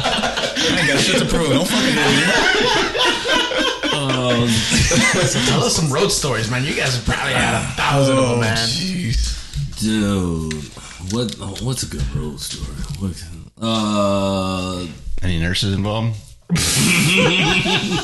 Batons? No, I do love the stripper story though. Yeah, but I was right about that one. Yeah, you were right about that What's one. the stripper story? You told it on the show, remember? Oh yeah. You got hurt. Remember? Oh, that's right. Yeah. Oh, that one. Yeah. So that was the stripper story. The time in Chikara that. No. The Henry story. Henry story. The Henry story. The money. Oh, We just talked about okay. Yes. Okay. Here's a good one. So. I'm sorry, I'm pissed all over again. My bad. I just remember how it started. Okay, so little backstory context. All right, this is the first time that it was like kind of like a U.S. show. It was like on a military base that we're doing this promotion. And so the first time they got a couple of former WWE stars on there. I think Val Venus was on there at one point. I think who else was it? It might have been like Billy Gunn. Yeah, because he was on it. Because we both looked at him and was like, "Wow, Billy Gunn is like a fucking horse, like Big motherfucker. That's a big motherfucker. Big motherfucker. So we were cracking jokes about that. But like, so we go out there, we go and do the match. And no! You skipping the most. I'm getting to it. So then it's like, so we do the match, and then we go. No. What? All right, so look, I'm gonna give you Cliff Notes because he's gonna be all day. Literally all day. So this is how it started off. Marshe was like, "Hey, we got this booking, and it's gonna be on the military base." I'm like, "All right, whatever, you know." And oh, never mind, I'm skipping ahead. You thank you. My bad. Go ahead. Backstory. You're in a hole right now, bro. My bad. You're in a hole right now. So the first time that we wrestled for this promoter, we do the match. We're expecting to get paid.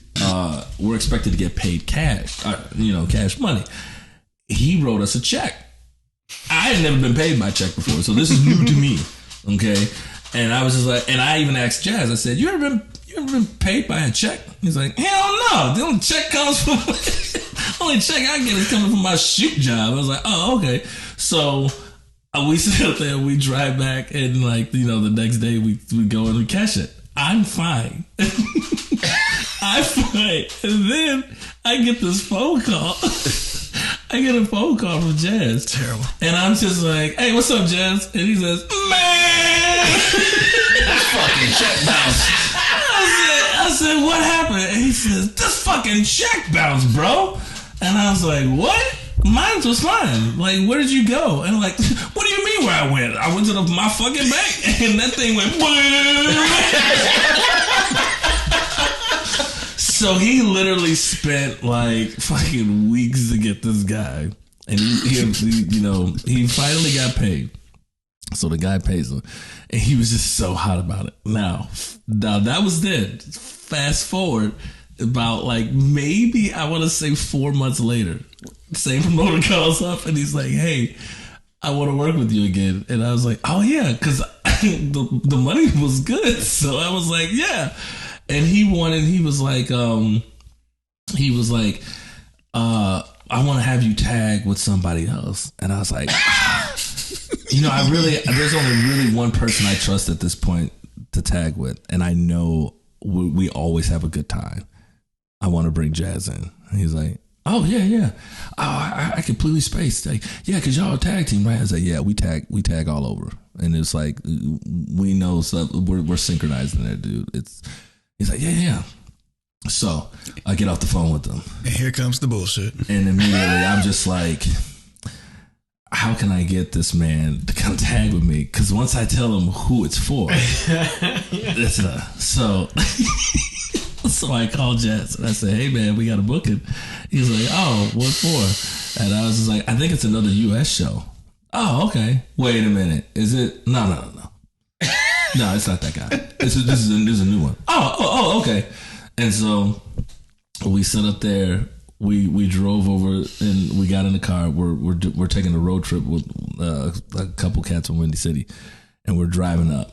And the guy, the driver, drops like, "Man, hey, should we text Henry one time we're gonna be?" And I looked at the back. I looked at the back and said, "Hold on, whoa, wait a minute. Who did you say? What is the promoter's name again?" "It's Henry." And he just, without even hesitation, like I'm sitting in the front seat, and he looked at Shay. Shay. And I said, I didn't even look back. Shay. He couldn't look at me. "Yeah, Jazz. What's up, bro?" I'm not looking at him at all. He was like, "Bro, who is the promoter? You fucking tell me right now, bro. You fucking tell me right now." I said, "It's Henry." And he was like, "You motherfucker." Dude, I felt like Liam Neeson. I was taking. Oh, dude. I couldn't get out the car. I was just stewing. Riding on 90. Just fucking bullshit. I think it was like a 3-hour drive. It was like I was mad the whole time. It was the longest 3 hours. He was so sour. But he loved me. Did that check bounce the second time? Oh, he get into it. No. So we get out the car, and I can already, you could just do this and feel the steam off of him. And like eventually, like once we got settled and stuff like that, and he just goes in the corner, he's just sitting his back, and you know how you just said shit down loudly. I said, "Jazz, let me talk to you real quick." And he was like, he's biting his lip. He's not saying anything. He's biting his bottom lip, and he's just looking and shaking his head. I said, "Hold on, wait. Let me talk to you." I said, "There's a reason for this." And he's like, "There's a reason for this. There's a reason that I like to hear this." So he starts doing the whole phone. He wants to know. I've seen that. I said, "Yes, there's a reason for this because I wanted to team with you. I personally wanted to team with you. We have the most fun. We don't really have to sit up there and talk and like game plan and stuff like that. She's laying the butter on. It truly comes natural. Like people sit up there. If you didn't see us, you would just be like, "God damn, they've been training, like they've been doing this their entire lives." Like that's how it is. That's just how in sync we are. And so when I told them, it was like they wanted to put me with somebody else. I don't want to be with somebody else, because then you gotta like try to get try to build a rapport like in a day or something like that. It can be done, but I don't think it's going to be as effective as somebody who you've been tagging with consistently. Yeah. It's just gonna make for better. I said, "Dude, that was the only way." And he was just like, "But you knew who it was for." I said, "Well, he told us that we were going to get paid cash." Because that was one of the things I asked. Because I may have gotten lucky the first time. I may not get lucky the second time. So I'm, lesson learned. Right. I said, he said he was going to pay us cash. He's like... The whole time he's just looking, and I could still, at this point, it maybe got a little bit lighter as the night went on, because we were hyping up for the match and everything like that, but I could just still feel that heat radiating off of him. because at this point it was no longer just about the money. It was the fact that I lied. Yeah, He was like, he was like, it's not, and I think that's what he said. He was like, it's not the fact that it was just mainly the fact that you lied. Yeah, because you knew ahead of time and you waited all the until we were in the car. We waited till I was physically in the car. Fuck and that. He waited till we were on a fucking road. Because in the car, you can, if it's a red light, I'm jumping the fuck out. Right. On the road. You wait till you guys were on an empty road. So we just driving and there's nothing but highway.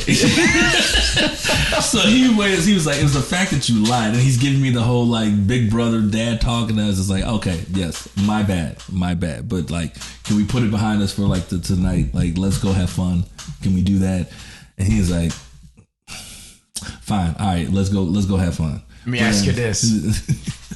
When you felt that aggression, that frustration in Jazz, that you tag him in and be like, I feel sorry for who's ever going to be in the ring. I didn't say that, but I certainly felt it. I was just like, better you than me. That was it. And let me tell you, because you've probably seen some of his signatures where he does like the 2 leg drop in there. And let me tell you, I always chant and I always yell to the crowd, put some stank on the Jazz. Boy, he put all the stank on there. There was another gear that was shifted without even actually going into it. Some stank on it. He put some stank on it. Like his tags were hotter. Like when he tagged my hand and burned this thing, and I couldn't be mad because usually I'd be like, "Damn, you tagging hard," but I was just like, "Yeah." He was even biting his bottom lip when he tagged it. He was hot. I feel like McMahon. I was like, "Oh yeah, he's got there." Such good shit. I love it. Stay in my office. So so again, another fun match. Crowds loves it. Those guys are like, what the fuck did we do to this shit? And so it's time to get paid. Oh, and shit. I was just like, and I'm just like, hey, remember, he said we was gonna pay cash, so relax. And he's already building back up again. The match is done, and I feel him coming back up again. It's like relax. He's honking up and shit. So, motherfucker. So then, I guess Henry goes and he gives out all of his money to because I believe Daivari was on that show, Sean and Ali. So they got paid in cash, and we got the check again. Oh, and keep in mind, I'm watching everything. He's sitting down, but because we were in the fitness area, so he's sitting down on a bicycle thing. Yeah. So you just feel he's like a bull, just the breathing, and I was just like, and he sees that he's like, Henry's down at the table, and he's like he's right in the checkout. Oh, so it was John Hancock. I was like, no. So I take the check and I say, hey, thanks, Henry, and then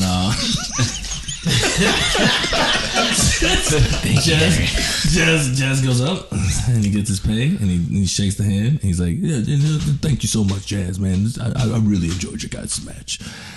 And you know how the whole like the guy goes to turn away and then Jazz is still holding his hand and Jazz is just looking down and he's like, hey man, now last time we had a little dispute about this. Okay, swear to God, this is verbatim. Last time we had a little dispute about this. This check ain't gonna bounce this time. There's in front of everybody. In front of everybody. Ali, Daivari, in front of everybody. He's like, and the guy's trying to chuckle. He's like, we settled that. He's like, yeah, I know we settled that. 2 weeks later.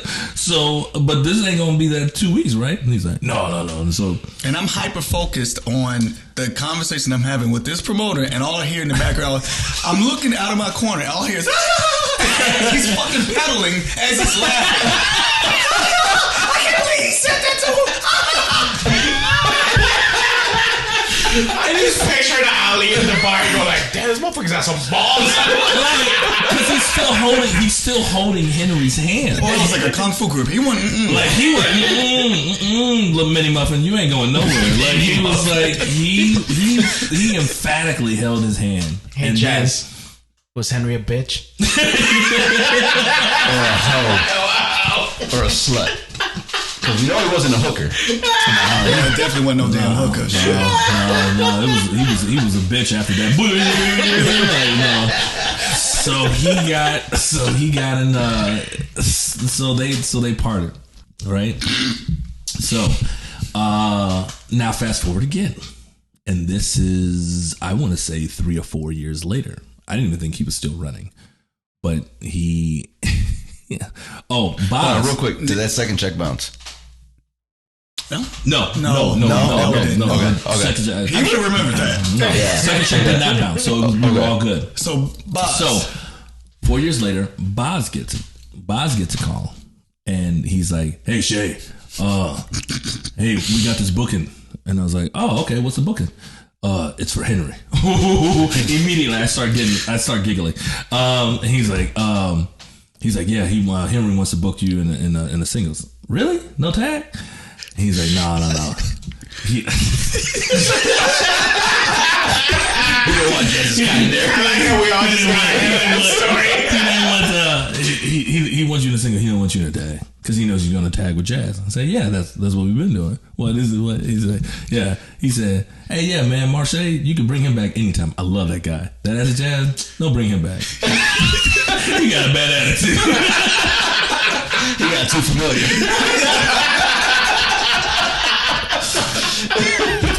So me and Boz, and Boz is only laughing because he only knows a part of the context story, but I knew all of it, and so immediately after I got off the phone with Boz, I'm talking to Jazz, and I'm like, I guess Henry, you got a bad attitude, boy.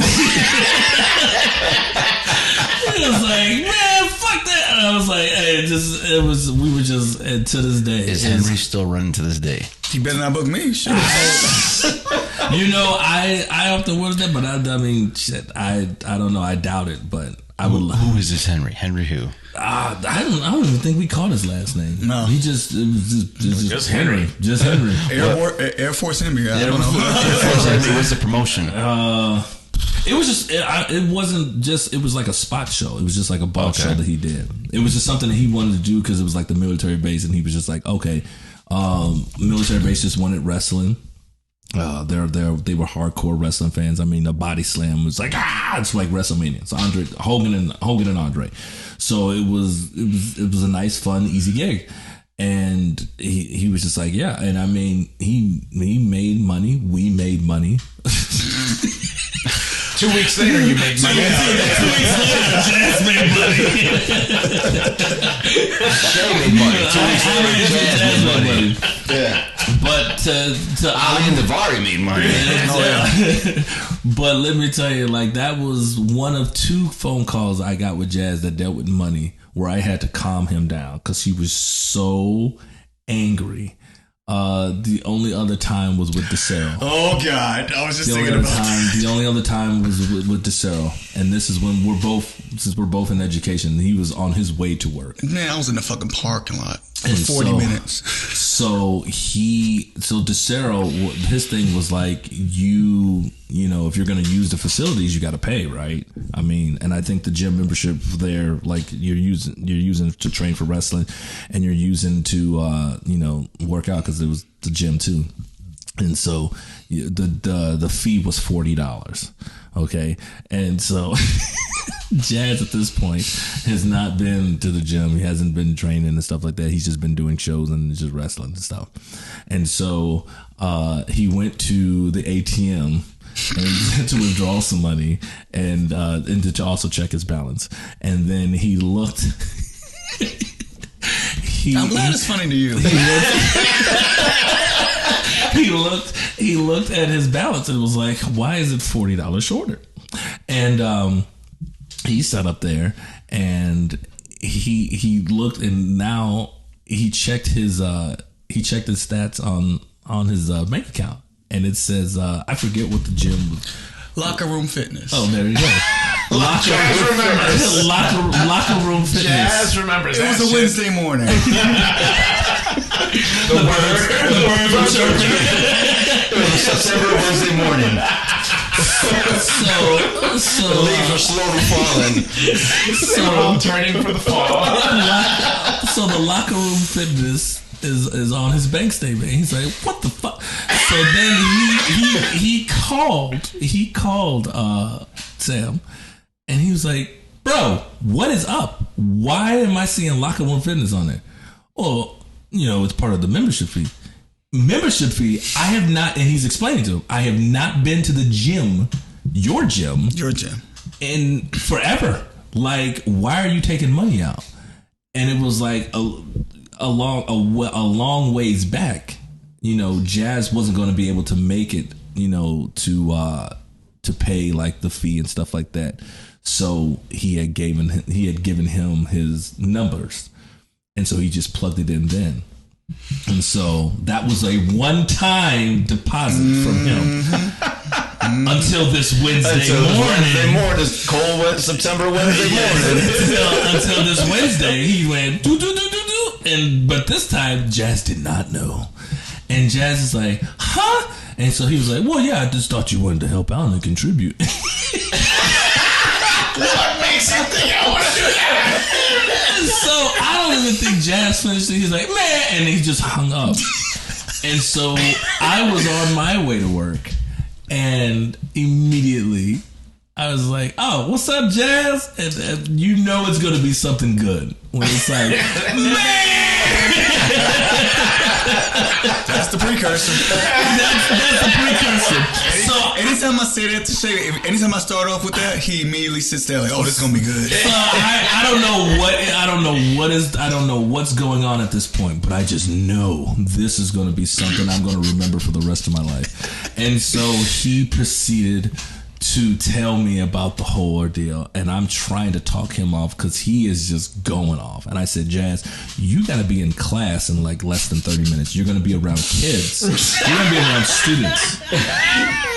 It's great that you're dropping every F-bomb to me, but I encourage you got to gain some composure, because when you enter the classroom, you do not want to be bringing all the hostility to a student, because they're going to do something, and all of that anger that you're having right now, I can feel it through the phone. Where's my $40? It's going to come right onto this poor individual who, for whatever reason, maybe they didn't want to sit down in a chair. Maybe they didn't have their pencil. I'm gonna bang your mama. Because they bang your mama. Better sit your ass down and do your homework, bitch.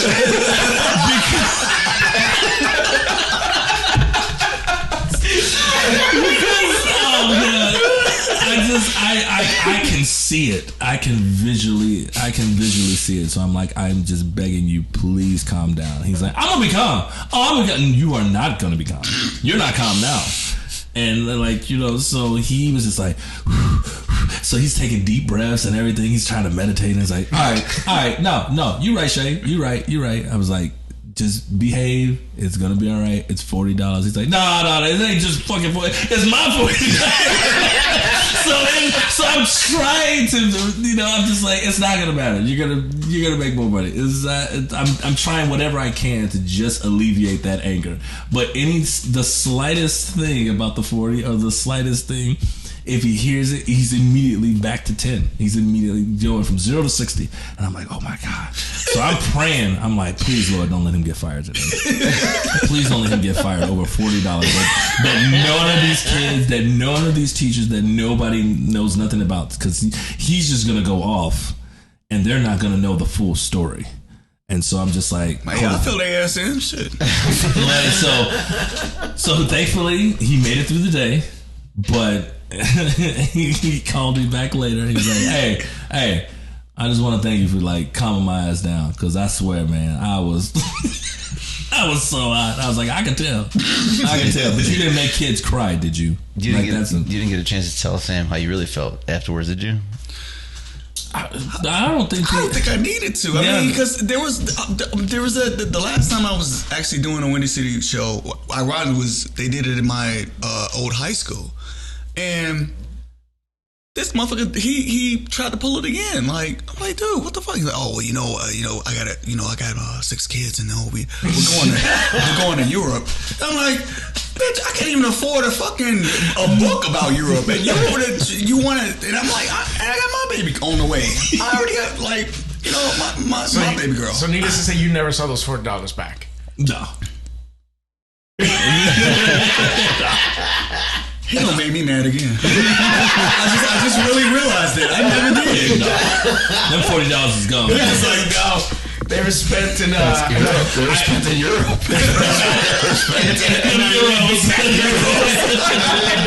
He took them euros, man. I will say this: he made him. He did say no, because this was the one. He did make him and visually see him delete the number.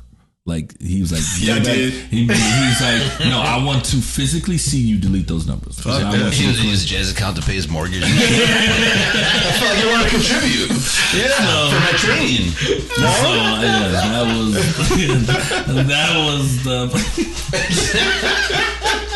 Damn, I never did get my $40. It's in Europe. It's in Europe if you want to go. His kids enjoyed it. Yeah, right. Oh, man. My kid didn't. Shit. Wow, I never did get that money back. It was just a conversation. I'll see you next month. Man, looks like he made you the bitch. You weren't even a hoe. I want to spend that black hammer money. Let me see what it's all about. Oh man, as we start winding down, man. We're fucking almost 2 hours in. As we start winding down here, man. Shay, man, what's actually for both of you? What's next for both of you, man? You guys still teaming up throughout the circuit? You guys got some big plan? I know I got some NWA stuff coming up soon. I've got a few other shows that locally, and then possibly somewhere down the line, going hopefully back over to Jamaica, Bahamas, and overseas and stuff like that. So I don't know. Jazz is coming back up into the game. As far as like teaming up, I think we've been starting to do a lot of like NWA Chicago. I saw that on you. That's awesome. So those have been fun. Crowd's been ecstatic to see us back. And they always love our matches just because they know they're going to get the most authentic of Marshe Rockett and SJ that you could possibly, because a lot of the times everybody's like, oh, it's scripted. There's no script when it comes to me and Jazz. No. What you see is exactly what's happening in that moment, and it's so surreal. I've seen you guys work, and one of my favorite things about you guys working is it looks like you guys are having fun. Oh my God! And yes. Number one key thing that I always like when I'm a fan paying my money to see somebody work. Yeah. I love it. We all love what we do, right? But when I see something natural, it always makes me enjoy it a little bit more. Yes. Like I always go like, man, they're having fun whooping those dudes' asses, something like that, And the times that I've seen you guys work, I always get that. It translates to what you guys do. It looks like you guys are fucking having fun on the ring, man. Yes. Yeah. I think the last time, the last match we had, we did one of our signatures where, the Superman, we call it. And Jazz wheelbarrowed into me, and then I swing him around. He waves to the crowd, and then I slam him down on the guy. Are you telling that story? Yeah, well, oh my God, I was just thinking about that. So You then farted on him, didn't you? No. So I picked him. So again, I sometimes forget now that my size is different. I forget how strong that I am. So when I slammed Jazz this time, because usually I just let him go. But I was going to let go, and I put my hand on his back, and I really drove him down to the guy. So this was like 2 slams in one. Oh, before you finish though, keep in mind, yeah, he's a lot bigger, but then I got a lot smaller, and he's putting all that extra muscle. He put some stank on it. So I slammed that black hammer. That's what you should call it, the black hammer. I slammed that black hammer. I was like, you are not worthy. So, but as I'm getting out of the ring, he rolls off the guy. Instead of pinning, he's like, hey, hooker, you beat my ass too hard. At least you were still hooker. We legit have whole conversations in matches. But that's not the story. I thought the story you were telling was the galley story with the Superman. With where you brushed into like 50 guys. No, when you fail. Oh my God! Do we have time for that? Yeah. Okay, all right. So we're working Galley Lucha. and we're doing our normal tag team stuff, and it comes into the part of the match where we got the guy down and we're getting ready to go and do our Superman, and so I stepped over the guy. Jazz wheelbarrows into me. On this particular day, I don't even know what the fuck happened. I don't know what you're doing. But as I'm going to lift Jazz up, we start to go back slowly. And next thing you know, instead of me slamming the Jazz on the guy, Jazz has me in a pin.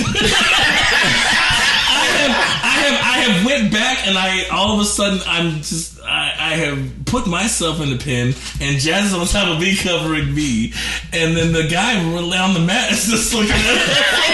So, but me being me, the ref is looking at me pinning Shay. I'm like, count. That's the best way you could have saved it. Count. So what's going on? I mean, and then he's like, he starts counting, and then Shay, of course, he kicks out, and then me and him look at each other, and we just started laughing. What the fuck just happened? That's hilarious. In front of a live crowd, this is one take. Everybody's looking like, the fuck just happened? The only thing you could do is just laugh. I'm getting out, and even when we were still getting in, we're getting our ass beat. I was like, I don't know how this shit happened. I don't even know, because we got to the back and everybody's like asking, like, what the fuck happened there? I was like, dude, I don't even know. I just remember I just was laughing so hard, and then Jen's like, go! I'm trying to win. Let me ask you guys this to finish off the show. I think we owe it to ourselves with you guys being I think you guys are a very legendary tag team within the Chicagoland area. You guys have been around for a while, and everyone knows you guys. Mm-hmm. What is your absolute favorite moment together as a tag team? Shit. I'm sure you guys both have different ones. Okay, I'll go first. Mine's is easy. It's honestly, swear to God, anytime I'm tagging with him, because I know it's gonna be a good time. It's kind of like hanging out with your friends, except we're dressed up in shiny underwear and in front of people. But what the hell are you talking about? You show up in your regular clothes, my buddy. Now he does. what I'm ready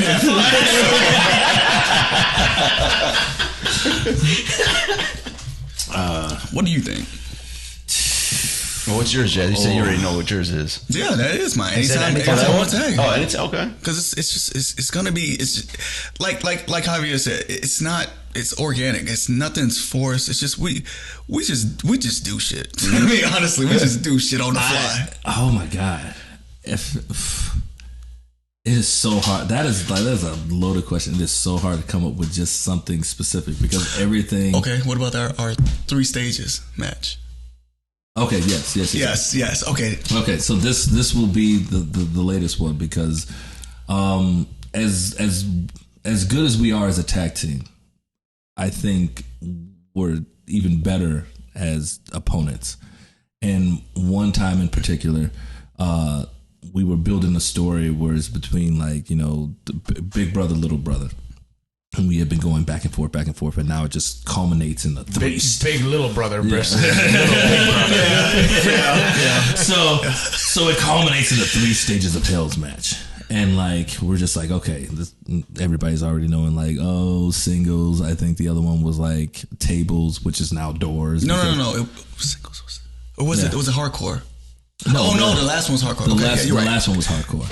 So obviously singles goes, and I think that's where you got the pinfall on that one, and I think because I eliminated myself because I used the hot chocolate on purpose so I can get to the heart, the door part. Yeah. So then I go through the door, and so now we're all even, and then.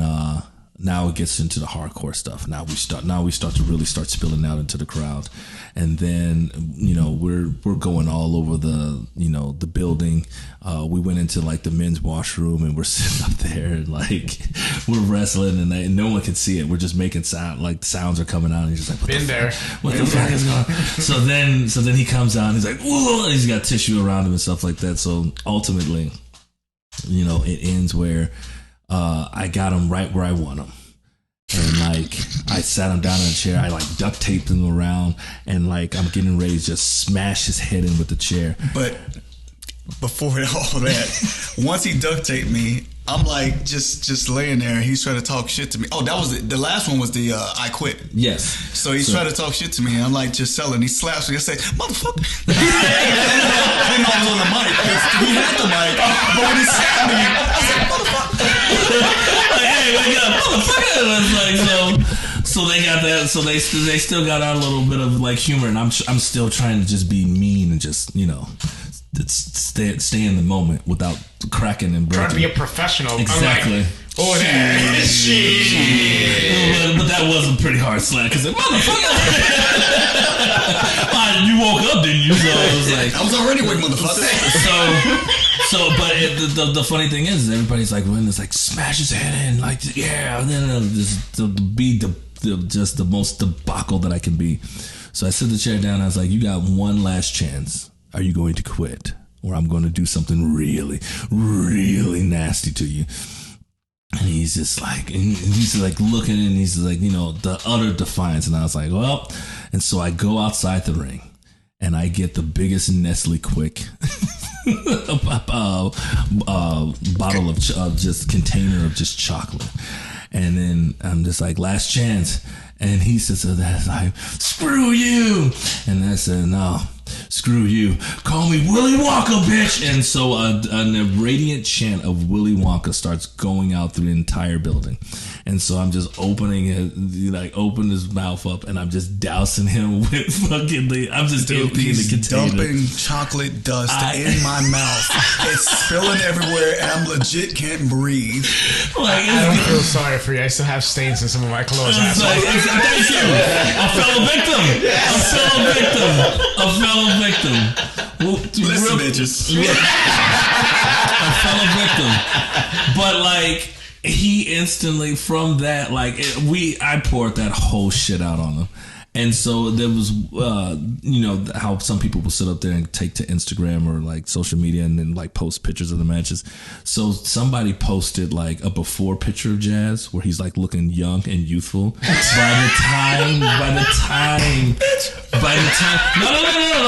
the time I got done pouring all that powder on him, Jazz looked like he aged 60 years. Because my beard was all brown. Was like, and he was slouched because after the match, he's tired and everything. So it was just like he was like 90. It was like here he was like 30s and stuff, and here he's like 90. And I was like, holy shit! Like, and then I think some of the comments was like, when did Jazz get so old? But to our testament, we did a whole 3 stages of Hell match without having the gig because it was based on how we are and how. So we told a whole story without getting crazy. We got creative. Yes. How many chops were in there? Oh, it was a couple. I know sold them. Yes. Yeah. He said, what the fuck? Yes. I said, yeah, I took that. I was like, no, Yeah.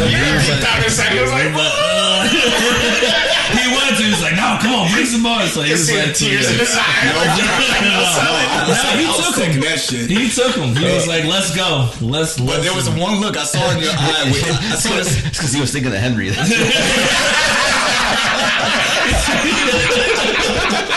was just Henry for a moment. I legit had the shock. I was like, motherfucker. Yeah, my eyes got big, and I was like, holy shit, because I threw some. I wasn't holding back. He was like, chop me. And I was like, are you sure? He's like, yes, chop me. So I threw it in there, and he's like, oh, and I was like, oh shit, like now, it's go time. Yeah. No, so yeah, I didn't realize he had Henry in his back of his mind. Oh man, we want to thank you guys for coming, hanging out with us today, man. Jazz, thanks for doing your little run-in appearance here with us, man, surprising us. That's me. I'm the party crasher. Acting like a hoe and shit. Oh man. Before we head out, man, Marshe, any last things you want to say, man?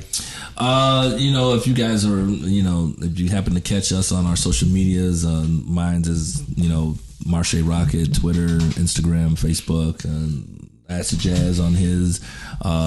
We're always posting shows there. We're always, get up on our social medias. Pro Wrestling Tees, same thing. Marshe Rockett. Slide to my DMs. Yeah. as long as your name's not Henry. There you go. No Henry's allowed. To my DMs. No Henry's allowed. And always tell the truth to your partners. Don't wait till they get in the car. And midway to the destination, just be upfront. It's a lesson I had to learn the hard way. But, it's a good lesson. We're here. Right. That's it. It's a good lesson. We're growing. That's it. It's an experience. That's it. Jazz, how about you, Black Hammer? Any last things you want to say? Yeah, I still want my $40 for it. I totally forgot about that. I tell you what, whenever we start to do shows over in Europe, we're going to find out. We're gonna be like, hey, how do we get $40 from you? we gonna ride this train together, baby. Oh man, but no, man, it's gonna be one of those Denzel things. Like, I'm from around the block. I'm leaving with something. That's Jazz like, I'm leaving with $40 for something. I come in for nothing. No, man, we want to thank you guys, man. We hope you guys had a good time here with us, man. Oh, man, You know what, man? Leaving all upset about $40. I was trying to forget. I was trying to let it go. No, he is gonna be the days later. He's gonna be still wondering that. He's gonna call you tomorrow. Man, I just thought about the $40. Well, school does start for me tomorrow. So I'll be in the parking lot when I come. Man, I was just thinking about those $40. They brought that up at the podcast, and I'm like, you gotta see kids today, Jazz. Remember, you gotta see students, bro. You gotta go to work. So. Oh man, but no, man. I want to say thank you guys. Thank you guys for coming and hanging out with us, man. Shooting the shit with us. Man, thank you. It was a good time. This was fun. Yes, we definitely got to do it again. We got to do a part 2. Part 2 of the Bad Ombre Cartel and fucking Midnight and Dark Hammer, the Dark Knight Express. Meet up with us here tonight, man. Oh god. But no, man. Thank you guys. So we hope you had a good time. Big special thanks to Marshe Rockett for hanging out with us. Big thanks again to Dark Hammer, Acid Jazz for coming and hanging out with us. Also, that's it. They all fit, man. Special thanks to our sponsors, the Law Office of Christopher Hoff and the Taco Villa in Villa Park. Fellas, Jazz, you already know this is the part of the show where we sign off with a toast. Marshe, I'm done. Like a while ago.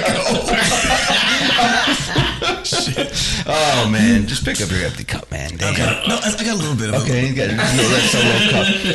Marshe, we usually sign off with saying "Salud, cabrones" at the end. So when you're ready, man, 1, 2, 3, Salud, cabrones.